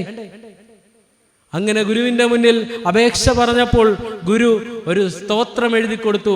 അർദ്ധനാരീശ്വര സ്തവം ചൊല്ലാറുണ്ടോ അമ്മമാരൊക്കെ? വെള്ളം മഴ പെയ്യ്ക്കാൻ വേണ്ടി മാത്രമുള്ള സ്തോത്രമാണെന്ന് കരുതരുത് കേട്ടോ. നമ്മളുടെ ജീവിതത്തിൽ ഏത് രീതിയിലായാലും നമ്മൾ വരൾച്ചയെ പ്രാപിക്കുന്നുണ്ടെങ്കിൽ, നമ്മളുടെ ജീവിതത്തിൽ ഉണ്ടാവുന്ന പല രീതിയിലുള്ള വരൾച്ചകളുണ്ടല്ലോ, ധനം കൊണ്ടാവാം, സുഖം കൊണ്ടാവാം, സമാധാനം കൊണ്ടാവാം, എന്തുകൊണ്ടുമായിക്കോട്ടെ, അതിനൊക്കെ നമുക്ക് മരുന്നായിട്ട് ഉപയോഗിക്കാം. ശിവനെയൊക്കെ വിളിച്ച് താഴെ ഇറക്കി നിർത്തി ചോദ്യം ചെയ്യുന്നുണ്ട് ആ കൃതിയിൽ. കഴിവൊക്കെ കൈവച്ചിട്ട് എന്താണ് പാവങ്ങൾക്ക് ഉപയോഗിക്കാൻ പറ്റാത്തതെന്ന് ചോദ്യം ചെയ്യുന്നുണ്ട് ശിവനെ. ആരെ കൊണ്ട് കഴിയും അങ്ങനെ ചോദ്യം ചെയ്യാൻ? ഇങ്ങനെ കുത്തിയിരുന്നാ മാത്രം മതിയോ? നിന്റെ ഭക്തർ ഇവിടെ കഷ്ടപ്പെടുന്നത് കാണുന്നില്ലേ? എന്തുകൊണ്ട് തലയിൽ ഗംഗയെ ചൂടിയിട്ടുള്ള നീ ഇവരുടെ അടുക്കൽ കൃപാമൃതം ചൊരിയാത്തത് എന്ന് ഗുരു ചോദിക്കുന്നുണ്ട്. കലിപ്പ് മൂടില ചോദിക്കുന്നേ. ശിവനോട് അങ്ങനെ ചോദിക്കുവാൻ ഗുരുവിന് കഴിയുമെങ്കിൽ, ഗുരു ശിവലിംഗദാസ്വാമി പറഞ്ഞതുപോലെ സാക്ഷാത് പരബ്രഹ്മമല്ലെന്ന് പിന്നെ നമുക്ക് എന്താണ് കഴിയുക? സുബ്രഹ്മണ്യനെ ചീത്ത പോലും വിളിക്കുന്നില്ലേ? ഇല്ലേ? എച്ചിൽ ചോറുണ്ട പുള്ളിക്ക് ഇനി ഒരു മകനാം, നീ ഇരപ്പാളി ഞാനോ പിച്ചക്കാരൻ പറയുന്നില്ലേ? എന്തൊക്കെ പറയുന്നുണ്ട് സുബ്രഹ്മണ്യ കീർത്തനത്തിൽ. അവര് പിന്നെ കൂട്ടുകാരെ പോലെയാണെന്നു. സഖ്യഭക്തിയാണ് അവർ തമ്മിലുള്ളത്. ശിവനോട് ചോദിക്കുന്ന ചോദ്യമാണ് അർദ്ധനാരീശ്വര സ്തവത്തിൽ. ഇന്ന് പോയെടുത്ത് നോക്കിയോ, നമ്മളോടും ചോദിക്കുന്നുണ്ട് കേട്ടോ.